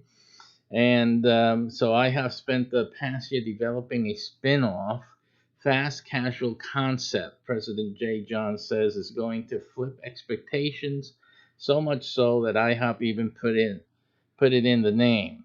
The company announced Wednesday morning it plans to launch Flipped by IHOP next April in Atlanta, Georgia. Additional sites in New York City, Washington, D.C., Denver, and San Francisco are under exploration for 2020 as well, IHOP says. The double entendre branding refers to the obvious burgers and pancakes on the griddle, but also a hopeful category differentiator. John says a breakfast fast casual that leads with food and not beverages. So basically, what we've been seeing is the like we saw with McDonald's. What the McDonald's uh, launched their breakfast on the go type of campaign with the coffee, right? We have Mickey D's coffee, that famous coffee, for better or for worse. And then you had the breakfast with the croissants and all of this, and so and they have the regular drive-through experience with that. Not that McDonald's is like set up for fast and furious. However, there is a segment or a division of the franchise that does the small express McDonald's. That I haven't seen any of those here in Florida, but I know up north they have them. So that's basically one adaptation to the fast casual segment. To address that segment, the obviously the gas station was like a sure winner in terms of where people are going to get gas. They're in the car.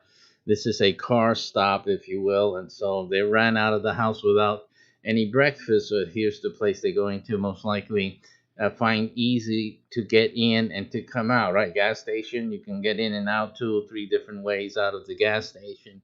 It's it's available in the community, easy to spot, easy to get in, easy to go out, people on the move. So it's constantly turning over. Parking spaces are constantly available. So it's just like the perfect combination there for having some type of food sales. Here, IHOP is also keying in on an important aspect, as we've always discussed here in our business videos, and now also with the restaurant videos, is to be different. The key to success right now, and I think always has been, is to be different in some way that brings the benefit. So they're differentiating their breakfast offering, providing a more and also a name brand, right? Because the name recognition. It's not just that they have pancakes, because you have other places that you can get some type of pancakey type of meal, but here we have the IHOP brand behind this fast and curious or furious stop and go breakfast alternative that they are bringing out into the market. It's a hopeful category differentiator, and they hope to gain the advantage by being different but being well known at the same time, right? So it's not just about being different. You can have a great idea and it can be very different than anyone else's. Doesn't necessarily guarantee success here. They most likely will be successful because of the name recognition. So that's really important. And also teaches restaurateurs and other business people that once you garner a name for yourself, you have value. That name has value and can provide assistance and support for some new type of category, a new business offering, using the name to initiate instant recognition in the marketplace. So that's also something that should be taken advantage of. Don't just sitting around in the family restaurant. Has the nice name. People know about the name of the restaurant. You have your family business or any other type of business for that matter of fact. Everyone knows it, and you don't take that as an advantage spin off into an adjacent a market area or other. So again, take advantage. You know, a lot of these things, it's an issue of moving in a timely fashion and taking advantage of advantages when they become advantages, and not wait around until the advantages are aged, and quite possibly the name brand begins to slow and wane in the public perception, and then you're losing one of the greatest assets that your business built, which was the name recognition. So be very keen on that. When people start to recognize the name, the name is, people say the name, they recognize it, they respond to it. You need to start spinning off and start seeing, at least testing where else and what else we can do with this name. Okay. There's tremendous amount of people who we know go out and get their morning coffee and settle. And so this is, see, and they're looking at what happens in the morning as people settling for this or for that. They settle for the gas station because it's on the way. They get gas, they fill the tires, they get started on their day. So they will settle on the facility or the availability of having a food option right there at the gas station. I don't think they'll be able to overcome that unless IHOP is planning to open a gas station as well. I mean, they're not going to be competing against that market, but at least they're looking at a need. There's a need for those who are seeking an alternative. So you're not looking for those who are going to the gas station to go to the gas station and then pick up something because it's there. You're looking for someone who doesn't need to go to the gas station and he still needs some place to eat real quick. So that's the market. They're identifying their market. That's the one that settles to go to the gas station, as I have done on various occasions, just to get breakfast. We don't need gas. We filled up the other day. So that's the market they're looking at attracting, and obviously those who know the IHOP brand. Okay, so we're going to flip that expectation in another direction, John says. For IHOP, which at 1,700 restaurants is America's largest sit-down chain, flipped will be a standalone concept with Dine Brands portfolio. The company also owns Applebee's, right? 1,667 unit Applebee's. Now, so here we go. That's quite a massive portfolio of restaurants, isn't that? Fantastic. Again, as I've expressed to you guys before, our restaurant restaurant profit opportunity also has the ability to allow you as a restaurateur to expand immensely. Almost like what these guys have, it's very possible to be done through our network. But realize that unlike them, they are running it as a company, as a gigantic company. But realize that through our network, you can have and pretty much come close to that same portfolio, being the direct owner of all of it. That's what's possible with our network. So when you finish with this video today, you want to head on over and watch that other video explaining the restaurant business that you can start immediately today after this video. Okay, so how IHOP build America's largest casual dining chain. This isn't the first time a casual giant has dipped into fast casual. You have Cracker Barrel, who's converting 7 Holler and Dash units to Maple Street Biscuit Company stores, which is something they had brought recently for $36 million in cash. Big money restaurants, folks. Big money. And so they also have the Cheesecake Factory, which is another example. Not that they have it. I'm sorry, I misspoke there. It's just another example. Is the Cheesecake Factory, who debuted an Asian counter service brand, Social Monk Asian Kitchen, in February, blooming brands tested, Outback and Carrabba's Express models, is usually the type of thing the most businesses, especially the food businesses, will try to mod into. Mod is short for modify, which I like to do mods myself. Mods are my game. I love it. But they try to reduce their concept, successful models, and make it a smaller, faster, quicker selection or offering in the marketplace. Remember, quicker and smaller and quicker is always an option, always. So that's really where they're looking at. But you also, and they're feeding off of their name brand. But is there a marketplace for smaller and quicker? So I think that the gas station proves that there is.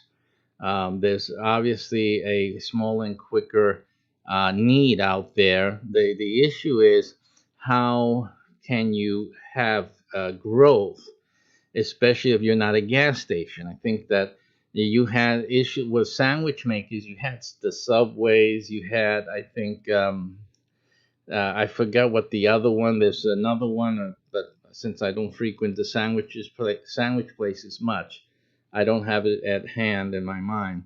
But we have the Wawas, which is able to compete out of thin air simply because they have the gas station. I think the gas station is the anchor or the drawer for these now brand names that have come into this quick service food niche, and obviously a competitor to the sandwich kings. So that is what you have. This is something that obviously all you guys are not going to start gas stations just to support a restaurant offering or a quick and easy option. But this is something to think about. This is why starting also with a network will be most advantageous to you, especially if you want to go into the quick and easy, because you'll need the support. You need the support. You just can't open up a little corner and expect to have instant success, because you have a lot of competition. It's easier to go to the gas station, get a sandwich, than to hunt you down someplace, a mile away from Main Street, and just depending on word of mouth and social media posts. So that's the thing to think about there. Again, our networking can really be a great advantage for you. So you have that. You have, after first shifting also from quick service, Buffalo Wild Wings rolled a B-Dubs Express prototype in 2017, which I haven't seen yet. Well, there's one in Hopkins, Minnesota, is marked at this point. Part of Hooters' July sale to North Bay Capital and its advisor, Tri-Artisan Capital Advisors, included the potential growth of Hoots.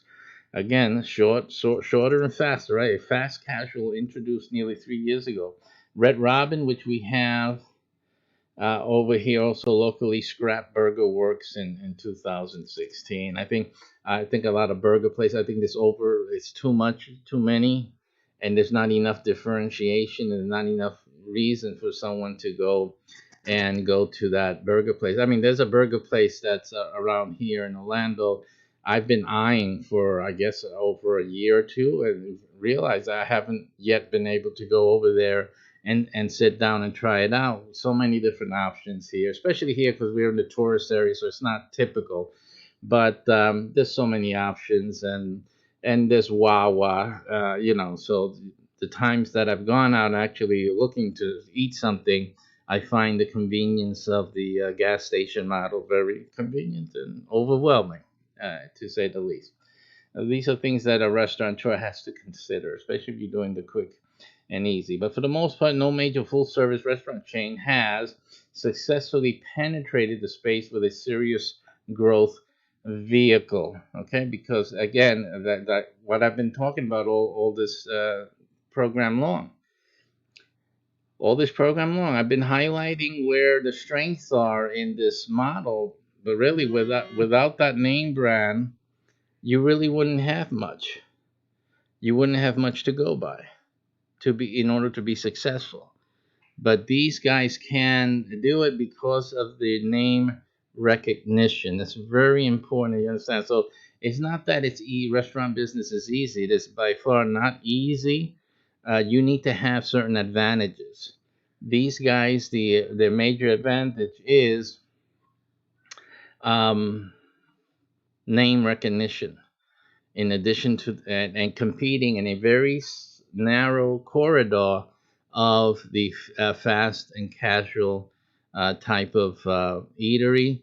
As you see here, they have this is what's the new concept right now is coming in, going to a kiosk as McDonald's has as well, and just clicking through. Wawa has basically the same thing, a lot of computers.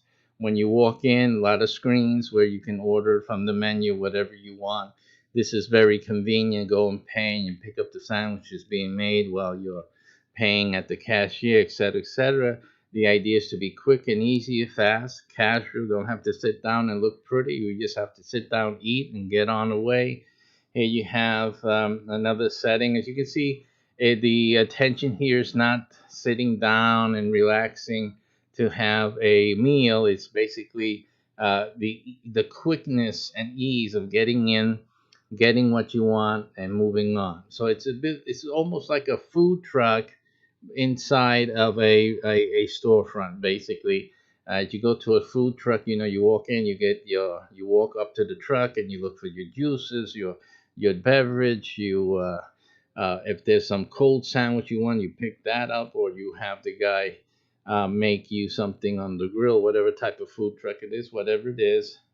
Then that's basically what happens. So it's a this is an easy option if you're starting, if you have a food concept already, and if it's something that you could have done like in a food truck. Doing this is another step up. Again, without the name recognition, it might be foolhardy for you to do, because you really should do the food truck in that case, to get some name recognition. You have something, a differentiator, something particular that you do, get some fame from that, some word of mouth, and grow that into opening an establishment. And that would be a pattern to follow if you had such a thing, but you need something, you see. Now, you don't need these things if you have organization, if you have support. If you have a network like we do and we provide you, then you can forego much of the pain of building up a recognition and whatnot, because you have hundreds and thousands of promoters to actually help and promote your name and your food business, etc., like in a network as we have. So this is this is an alternative for you. We still, you still need to have some quality items. You still need to differentiate, but that's something that at least is a great help in the right direction, right? At least you don't need to be a recognized name brand just to begin to start opening up a food business like these guys are doing. A build your own pancake bar, IHOP believes it will appeal to customers on the go. So you build your own pancake. This is something also that I can see when I go to hotels. I frequently travel, and you can, some of the hotels have, that you can create your own waffles, or you create your own pancakes, stuff like that. So it's not something that's foreign for many people. It would be new to you, especially if you walk into IHOP and you're making your own pancake. That's really new, right?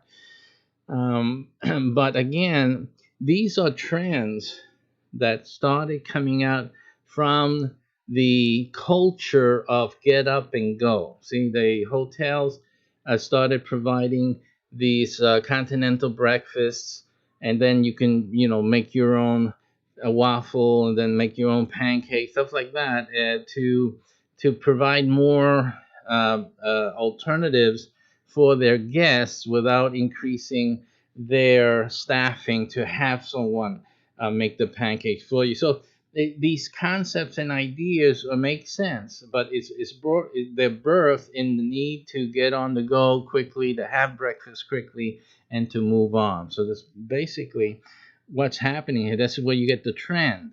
Is how you capitalize on these trends. So that's what you need to do. You need to look at how people are living, because just because you have a successful business today doesn't mean it will stay that way tomorrow. There's reasons for your business not to stay successful tomorrow. So you have to always be thinking, as we covered the other day, on your feet, and be able to adapt or increase your success by expanding into other market niches that are developing. And it says that John says, let's develop something that I have fans who don't have the ability to use us in some large markets can access. And that's another thing also, right? Because setting up a restaurant is very costly, unless you're using our method, right, and our network. But otherwise, it's a very costly endeavor, and you do need enough capacity in the marketplace, demand, to warrant the expenses and to risk it, right? Here now they can increase their brand, increase their sales, in terms of their batter and with the things they provide the individual restaurants. So the more that they can sell, the more that they can distribute and sell to the public, the better it is on the bottom line. And so they're increasing the access of the public to their brand and to their business. And so this is the thinking in creating an easier and a more accessible venue that makes it easier. If you're an entrepreneur, you're thinking about starting a restaurant, you need to think about that. What's the easiest way? What allows you to become successful quicker? If you can spend less, you will be profitable quicker. And then if you're profitable quicker, you can expand to other areas easily and reproduce the same success. So you have to think smart. And you're going to start a restaurant, you got to think smart. Think smart. Don't think heavy and fancy. Unless there's a strategic advantage to that and something akin to what your main core technology is. If you're a first-class chef, then obviously you're not going to start restauranting in a quick and run a gas station scenario. That's not what you want to do. It degrades the quality of what you're about and what you're able to do. But also be sensitive that what would be the best option for you. Okay, well, still in development, John says the upcoming restaurant will probably be in the neighborhood of 2,000, 2,500 square feet, just shrinking down units and focusing on convenience, though not revolutionary fast casual building blocks. That's where the Dayport focus comes into play, John says. Flip D's menu will borrow inspiration from IHOP favorites. So they're going to get their favorites from the buttermilk pancakes with the to-go elements mixed in, okay, and stuff like that. So basically, you can read the rest of this article. I think we get the main idea, the main gist. This is the picture of the future. As more and more people just stay busy, keep busy, this is going to be the main option until they're ready to sit down and have a relaxing meal. That's always will be the purview of the mainstream restaurants, or even the special places to go type of restaurants where you have that exclusivity of either the chef or the menu, something that differentiates them from all the rest. This is really what you should be thinking of in terms of fast food business in a restricted area, in a store, in a location. This is what you need to be looking at. And on top of that, you should not be considering doing any restauranting, any type of food business, without considering the opportunity at this URL. This is really the first stop for you. You need to look at this. You need to really consider that. And you're not, able or can afford the investment required to start a restaurant, if you are not, you don't cook, you're not a restaurateur, right? But you would like to earn the income because you heard it at the Chinese restaurant, you're not right, the fast food place, they're in the fast food business, and you go there and you hear the phone ring, even when you're calling, you hear the other phones ringing. Those are orders. They're not family calling. How's the child? How's my? No. Then this is people ordering egg foo young. Period. You gotta come. And you hear those phones ringing endlessly. You have to realize that through this network, you can be earning every time that phone rings. It could be money in your pocket. Money in your pocket without the worries of or operating or starting and investing in a restaurant. So think about that. Look at the URL, look at the video, and think and take action. Thank you for watching, and we'll come back in a while with another topic in the restaurant business today. Thank you very much. See you soon.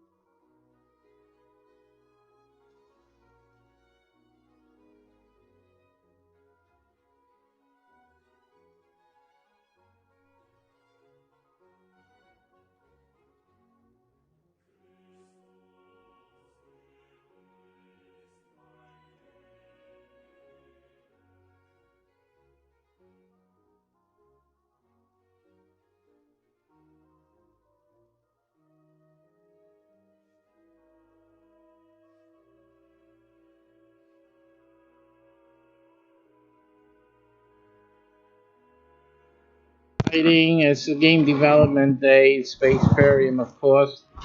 It is a game, a space game that we are developing. It's a real life game as well.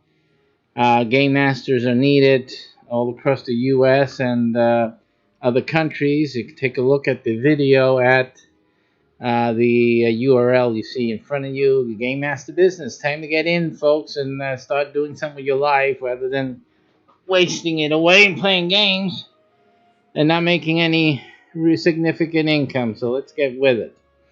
Okay, we're still trying to figure out this problem that we've been having with the heads-up display with the dice roll display panel. It has not been behaving. We did a reboot of our computer just to check things and make sure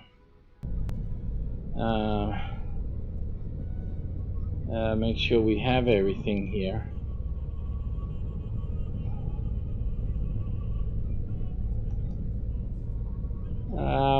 And so I'm just checking up a few things here.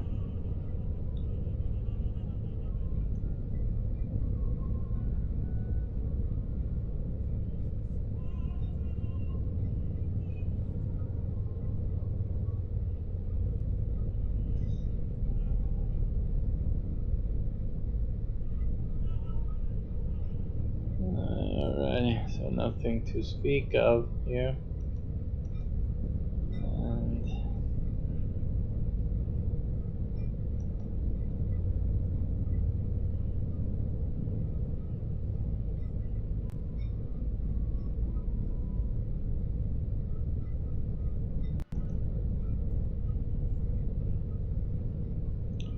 We'll be recapping things for you. We're just setting up a few things and fixing an issue that we have with the dice roller, which is a central part of the game. This is a game, folks. The title talks about UFO. We are actually using this UFO topic during the gameplay to fashion and to modify certain development of this game. So we're using that as such. It's a ploy to prepare the gameplay for inclusivity of certain things like that.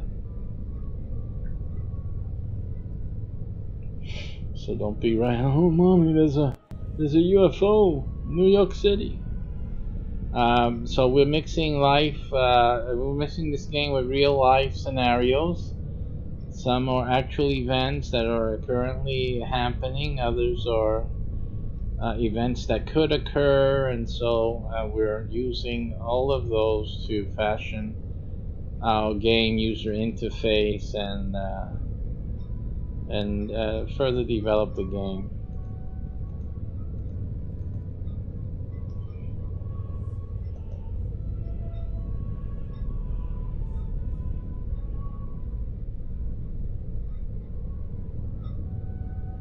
Anyone wants to know more about the game and the game business particularly, you have to get on the inside really for all that detail, but you go to the URL when we show you the intro video, the intro and outro video, so stay tuned for that. Or simply go to one of our previous shows and you'll see the URL there.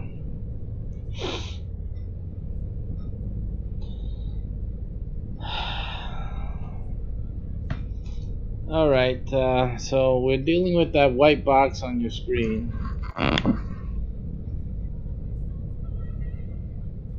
Right now, this is causing us all the issue here.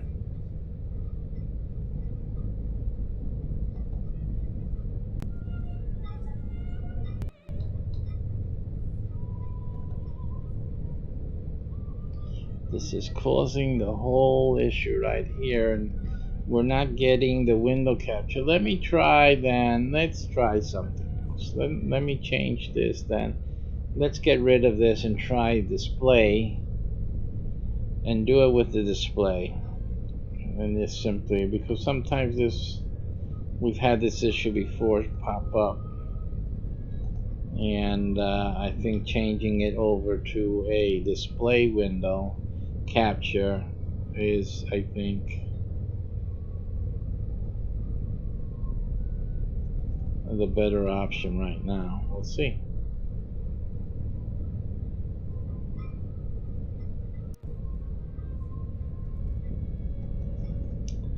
Alright, so we'll try the we'll try the display capture now, and we'll see if we can get some progress here with this. It's already in use, yes, it's in dice display. So that name is not in use, okay? So you can't say that. Display 2.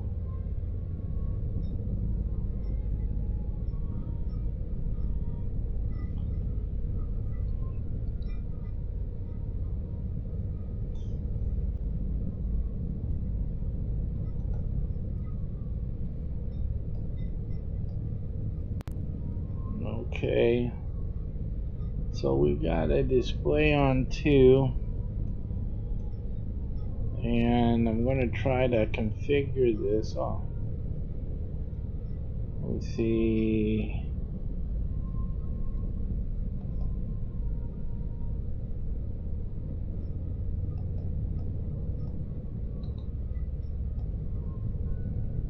We don't have the paste available. Let me see. Did any of our windows open up here? Wait, like that. That's the random, not all, but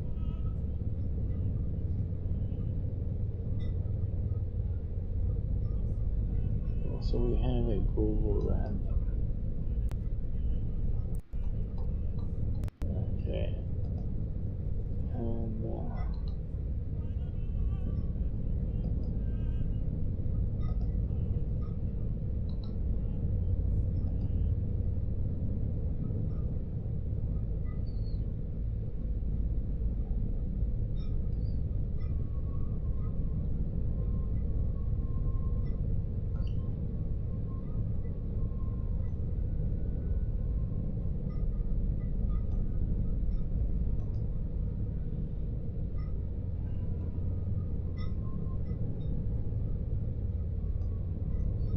all right.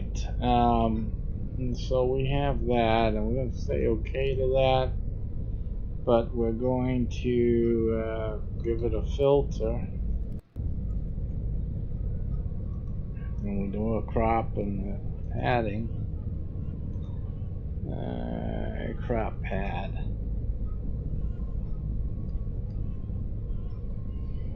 And so then we're going to have, I think the top.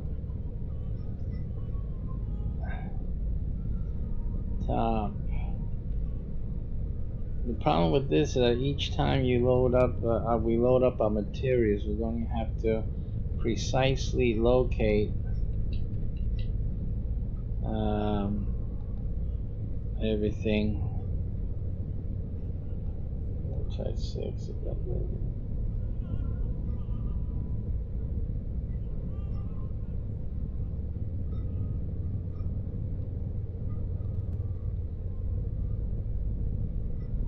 Alright, so we got something there. No bottom, we'll have 3.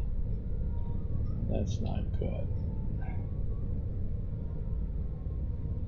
Let me try something moving this, see what that does.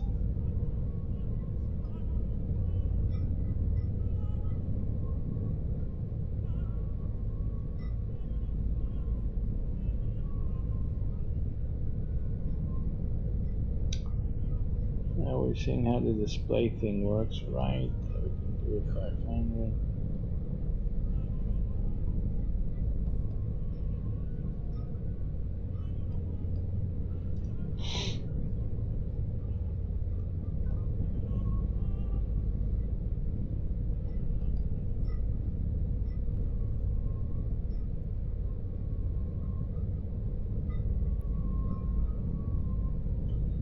Waiting for things to update here for us. One moment.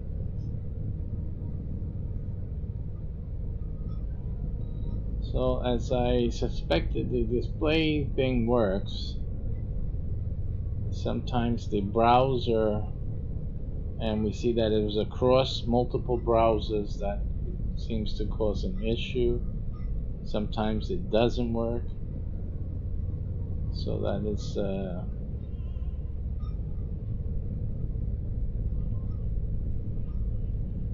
intermittent functionality.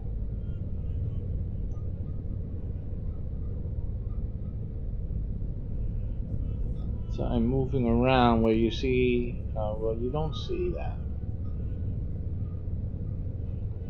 I'm seeing something different on my screen, but let me just check out.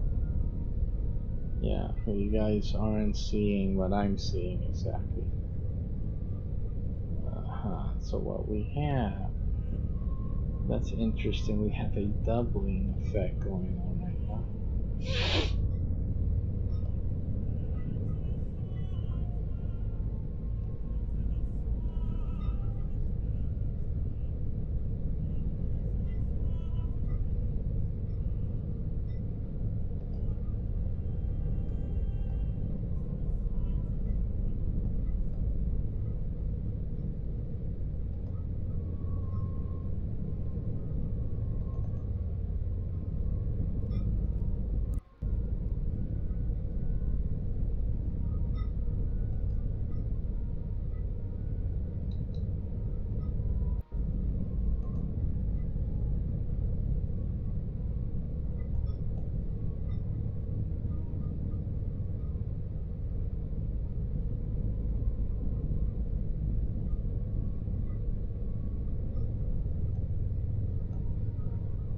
Okay, so what I'm seeing is that I have that. I don't see it make any adjustment though.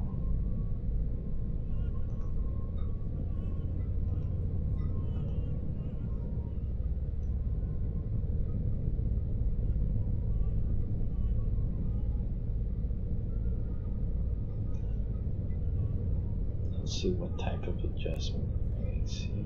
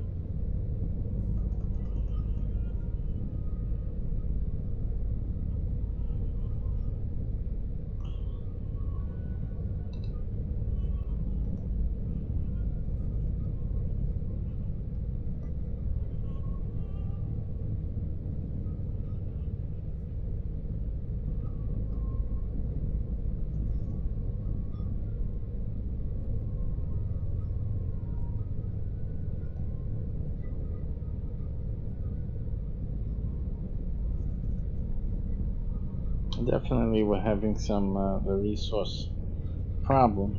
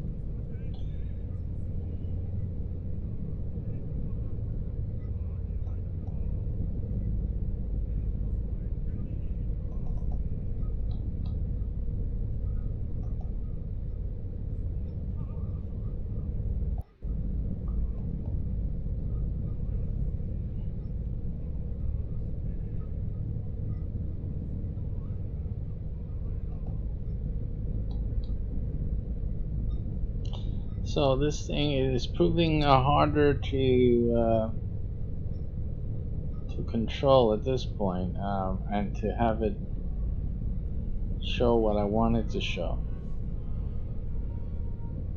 So this is definitely an issue. Okay, now it's updated. It's not helpful, but it's updated.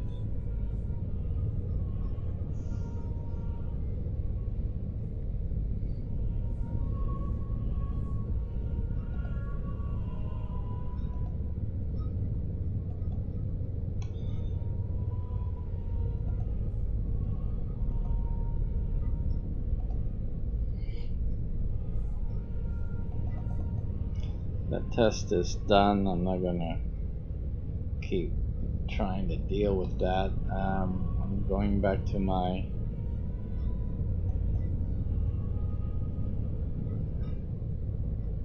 previous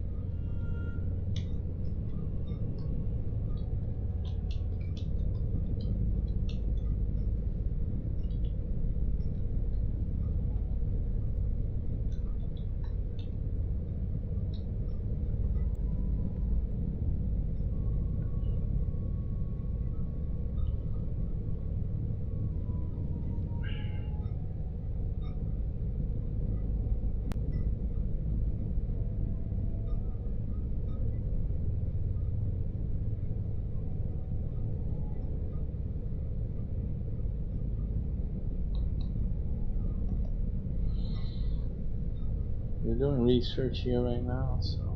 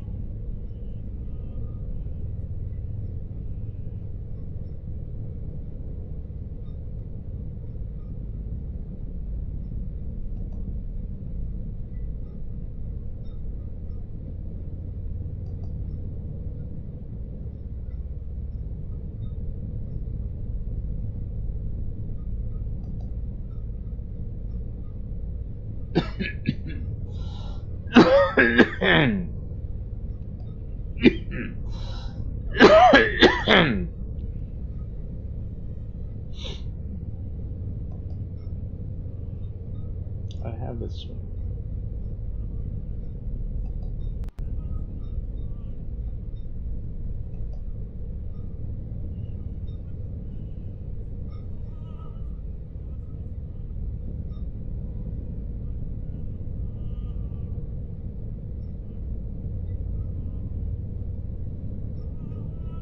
That's interesting. So it doesn't do that. Really? Oh.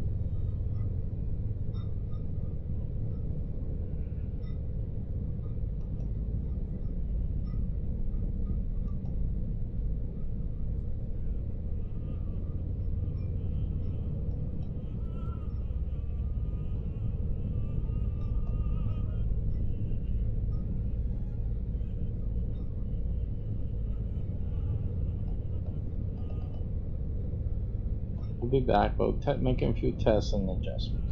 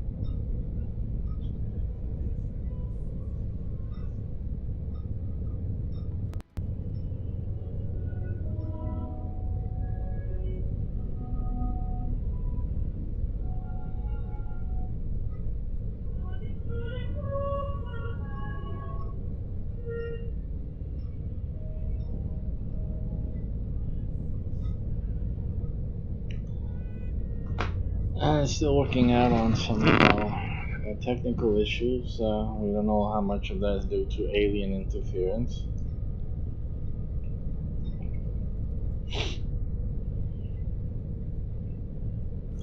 And we were tracking the UFO, and now suddenly we started getting, I guess, a boost power surge down with the tracking, and things started to unravel here. So we're trying to reestablish things and get back into our tracking.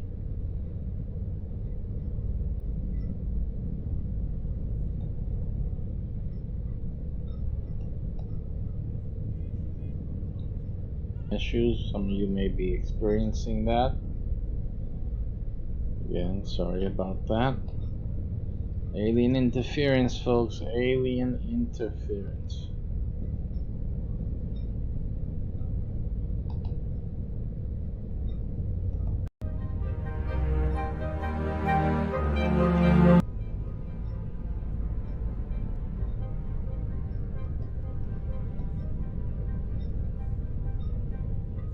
Function properly.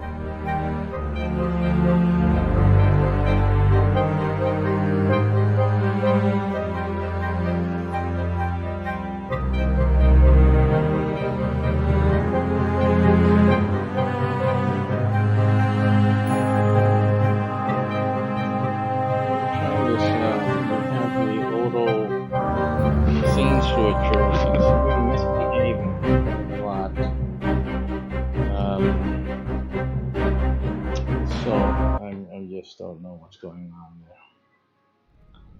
Now we just have to deactivate that. We'll try that on a different test. Just stop that. That's not happening.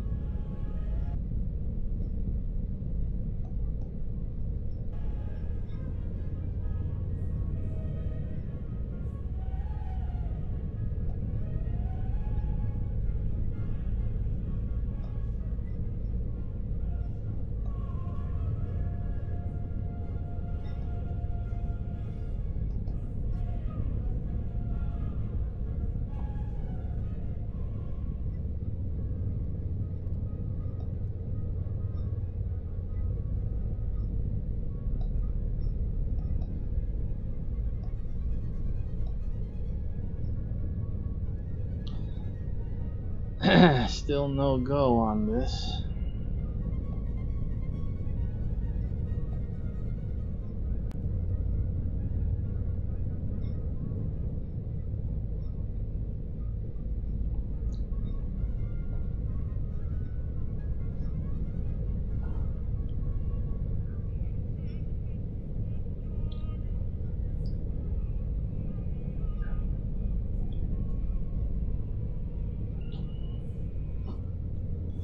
Be right back, folks. Right back.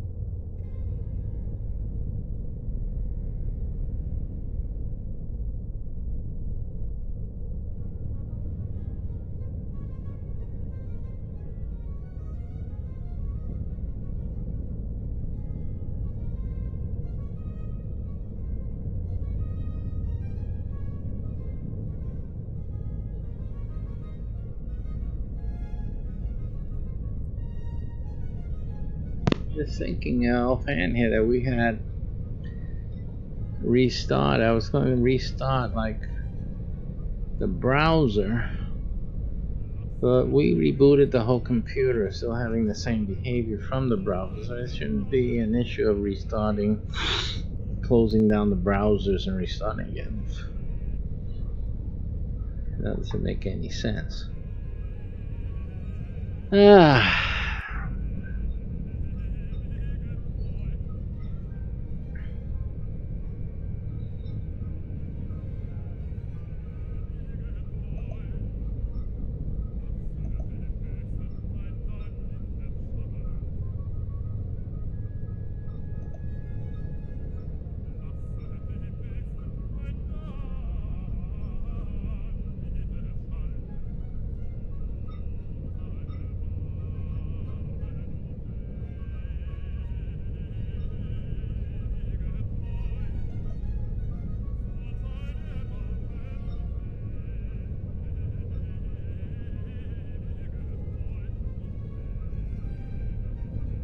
So noticing there's a scale down going on, which I don't recall that being my standard fare. Let me check the settings on this one. I don't recall that being right. So that could be one thing. So I'm gonna make that change. I'm gonna stop the YouTube stream.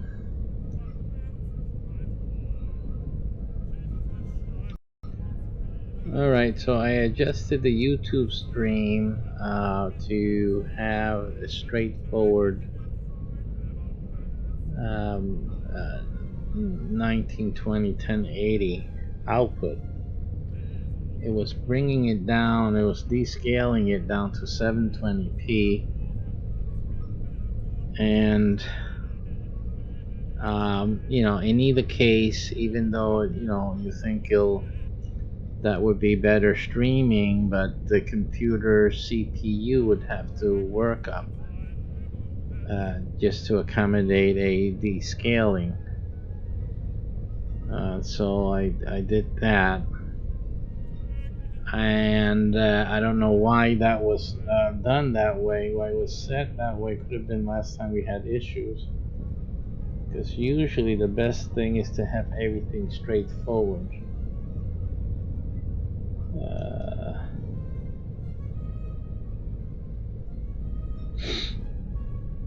Resolution through restreams 920 1080, and let me just go to YouTube and verify where that is at here. Well, just to check on being live or not.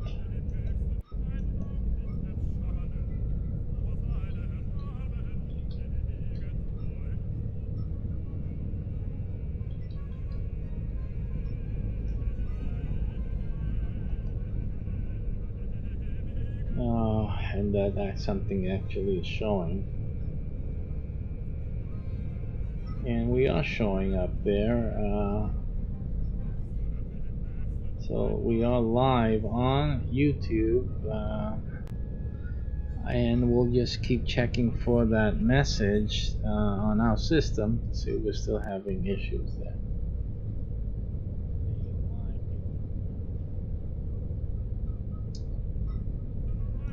Okay.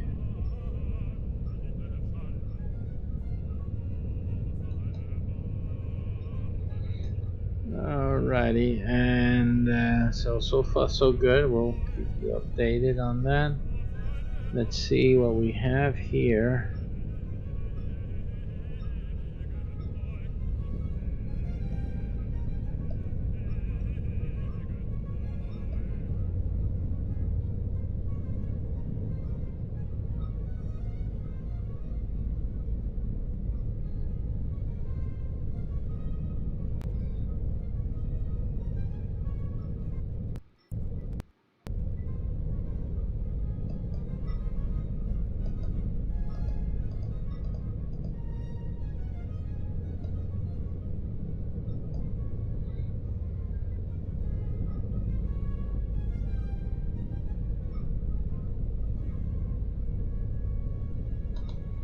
don't have any filters on.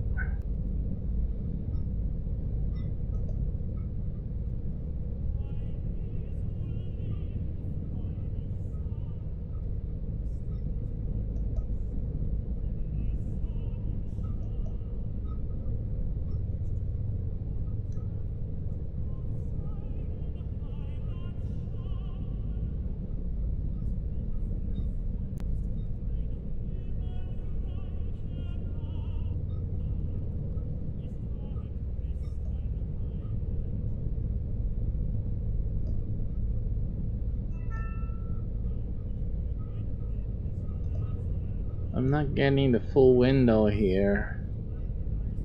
That's disconcerting, and I'm trying to see if I had made any alternative adjustments. So I'm looking for that, evidence of that. And I just don't see it.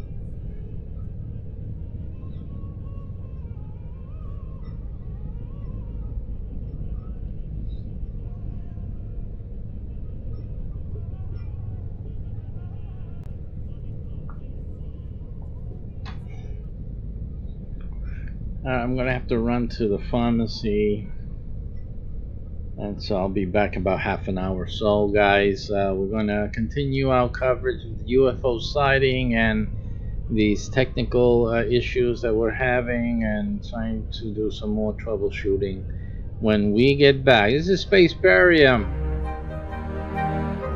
Thanks for watching.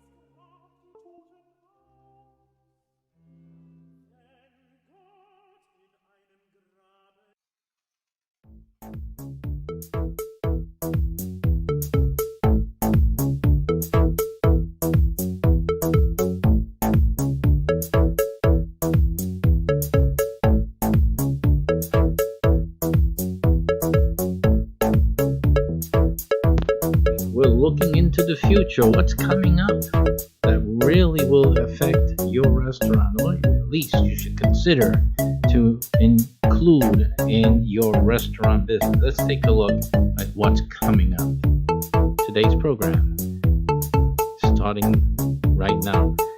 Share it. Let everyone else know what's happening right here. Restaurant business today.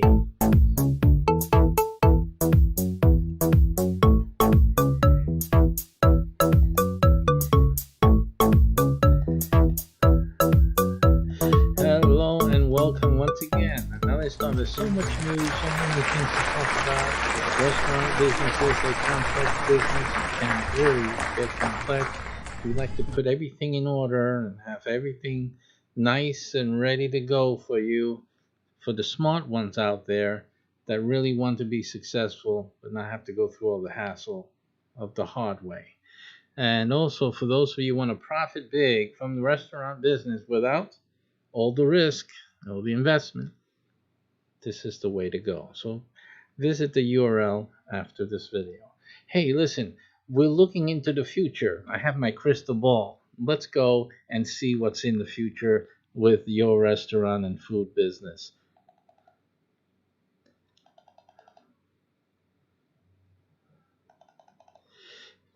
All right, and here we are. We again looking at our feed streams, and this thing caught my attention from restaurant hospitality, cannabis ghost kitchens, plant-based proteins, and more food and beverage trends from our editors for 2020 and beyond. So these are the guys looking in to say, well, look, these things are at the doorstep.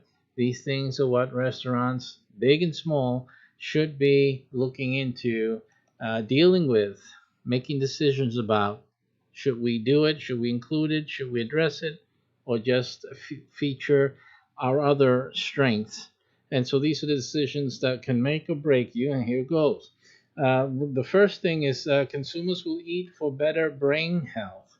There's a lot of Alzheimer concerns about brain health going on. There's things that people are worried about, basically health-wise.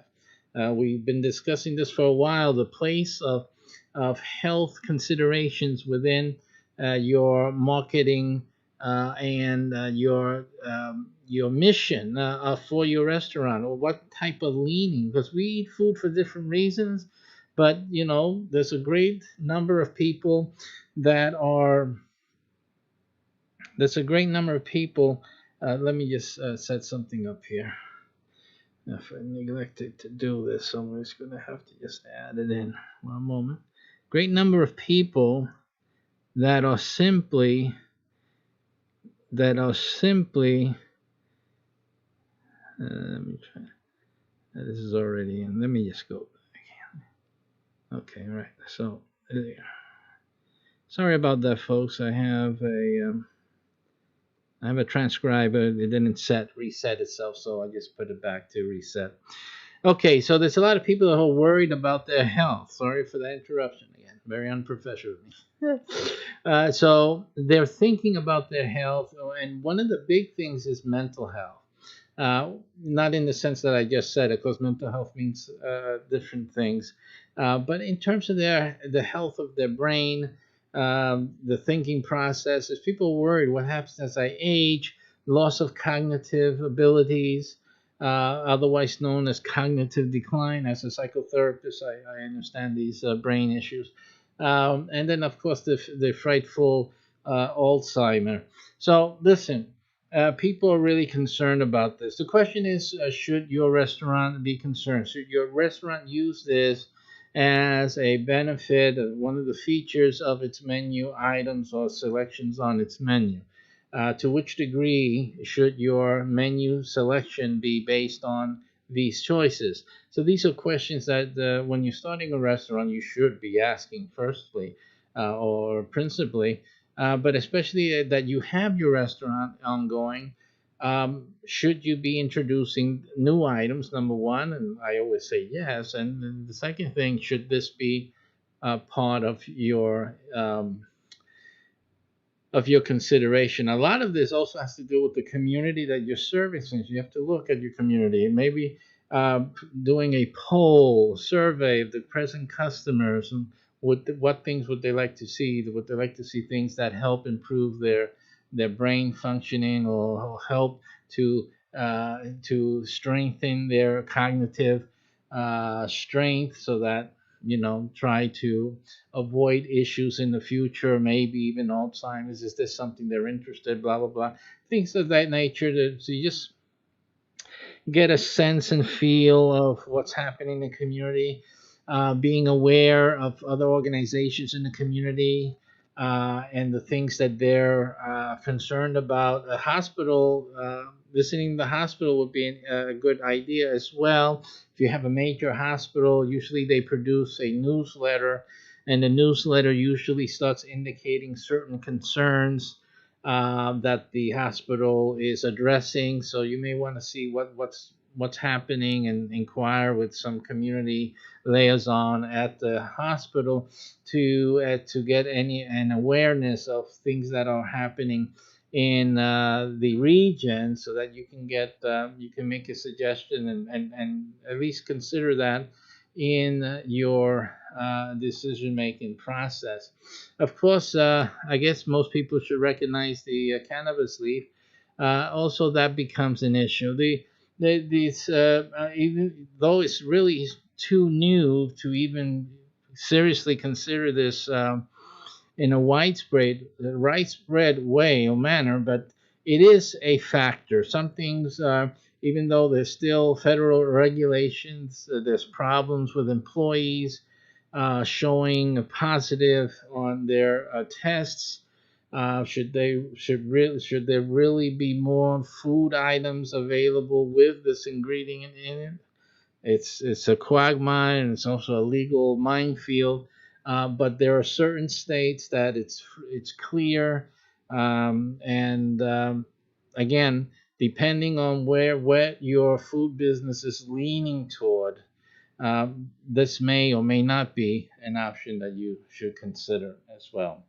And the another thing happening also is the ability to custom make your liquor-based beverages, adjusting the amount of alcohol content within the drinks is a big money maker, because there's people, of course, that are not drinkers like that. There's people who find drinking high alcoholic content not something they're amenable with, but a great many of them would take a small amount if that was an option. Of course, nowadays it is. So you may want to consider having slight or custom amounts of alcohol by volume in the drinks that you are offering in your restaurant. We predict that softer liquors will become more popular on the restaurant menu. So again, that is an option. A lot of people do not want to incorporate a bar feature.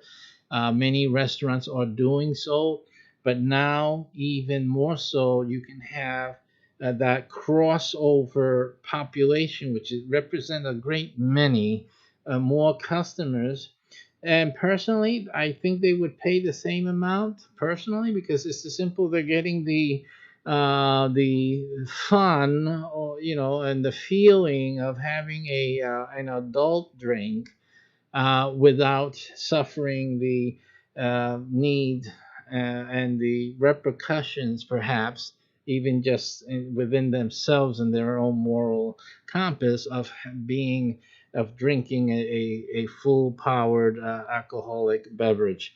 At least this way, it's more like a little bit of a spiked juice, just slightly, and a little less, or even to the same degree as some over the counter medications for the common cold, which is commonplace. So simply, I think that's a big money maker, frankly. And again, it's in another area where the restaurateur can differentiate, not only in the fact that he's offering this as a choice, as an option, but also in the types of drinks, the creation, because most of this is about creating that fancy looking drink, and again having the rave about it. Again, another, as we did in our previous program, talking about previews and warming up your clientele and also the marketplace. This is another option of something coming up, something coming soon, and the building of the drink itself, the beverage with its different ingredients on a week to week basis, whatever the saga continues as you're preparing this expectation of this new entry into your menu. I think it's a great deal in terms of the marketing power in and of itself. It's just a fantastic thing to incorporate. Absolutely. We also have the issue of plastic bags and things like that that are used for your, you know, utensils, the plates. Some certain restaurants and food trucks and other food businesses are incorporating or have traditionally used. These are becoming more of a no-no in our as days progress, as people are very highly sensitive to environmental issues. This is becoming more and more of your market base, so you really need to pay more attention, because especially because other restaurants are doing that, and they're taking care of not using plastics any longer. So you're going to have to, as the people become aware that, yeah, that's a thing, you're going to have to be able to just move on from using plastics. There's many different ways, making sure that what you're using is reusable, recyclable, for composting. The more green you can make it, the better. In other words, you're telling your customers, we don't use plastics here. We're preserving the nature and helping it with using materials that can be composted and returned beneficially back to nature. That's a wonderful line. It's a wonderful feature, and you get a lot of thumbs up in the community for that one.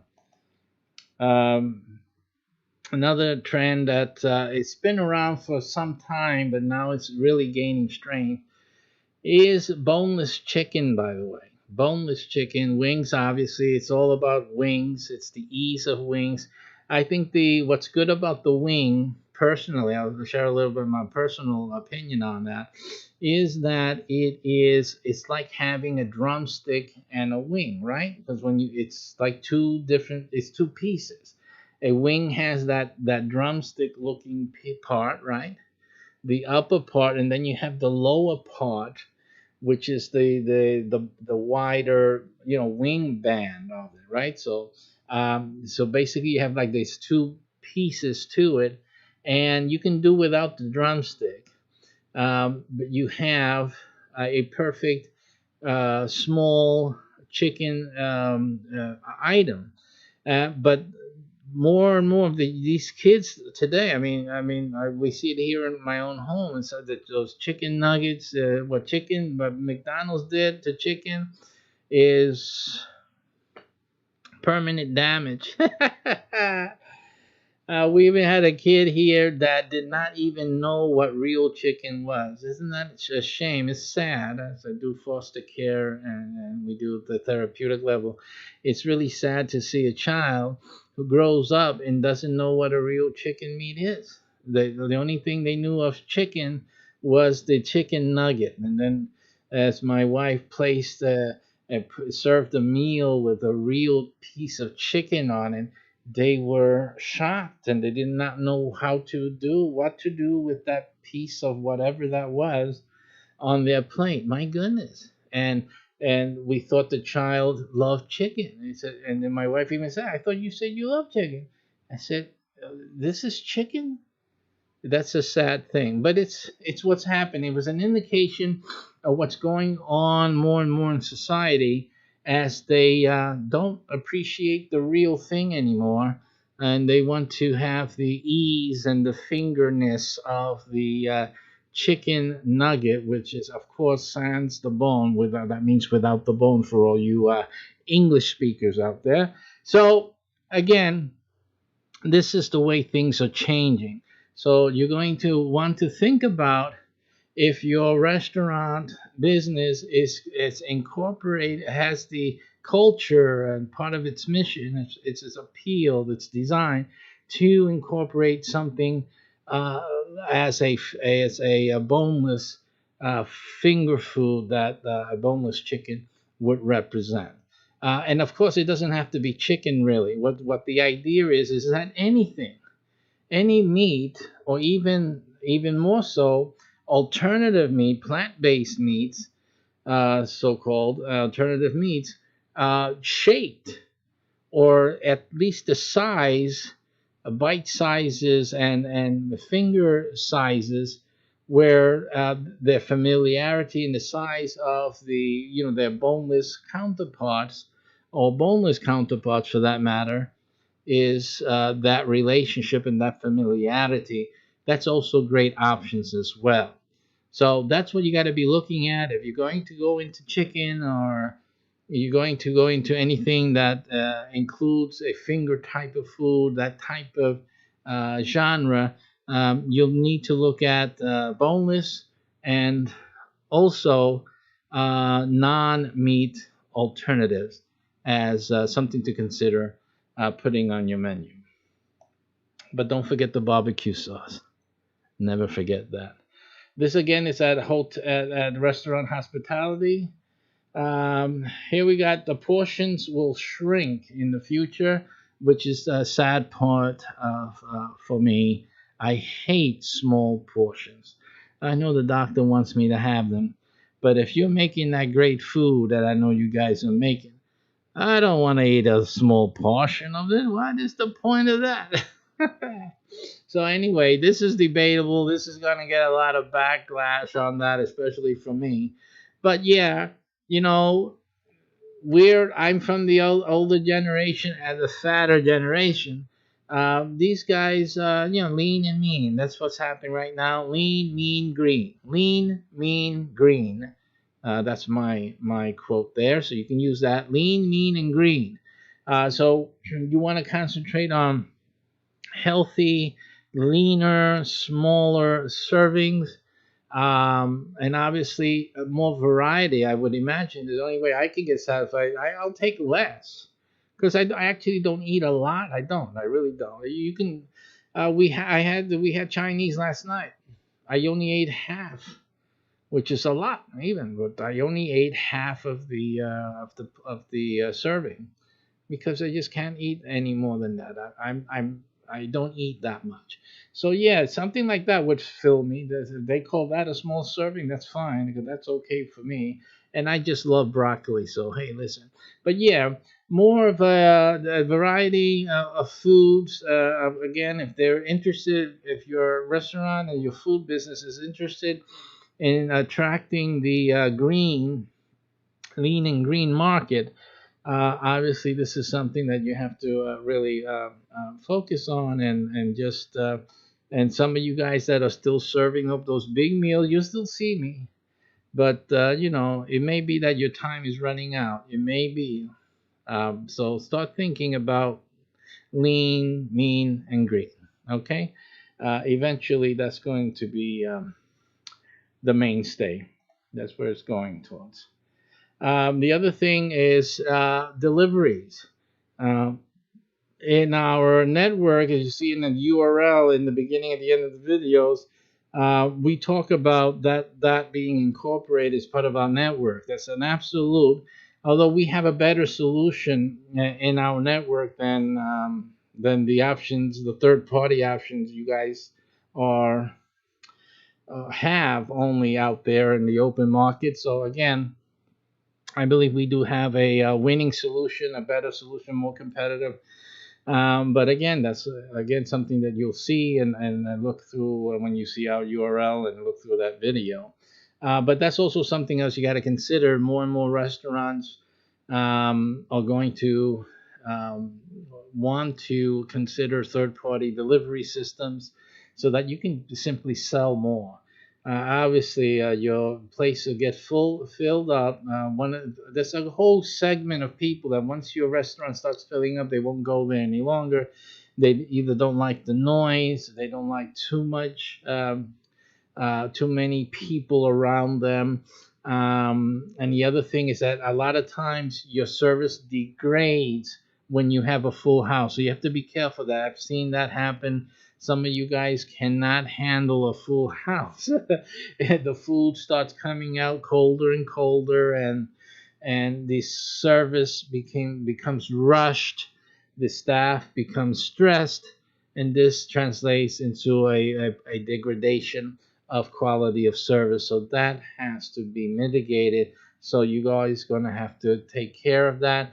One of the ways I think that benefits you in having a third party delivery system is offering a way to reduce the traffic coming in, especially at peak times, and still make the sale. You have some of these places have lost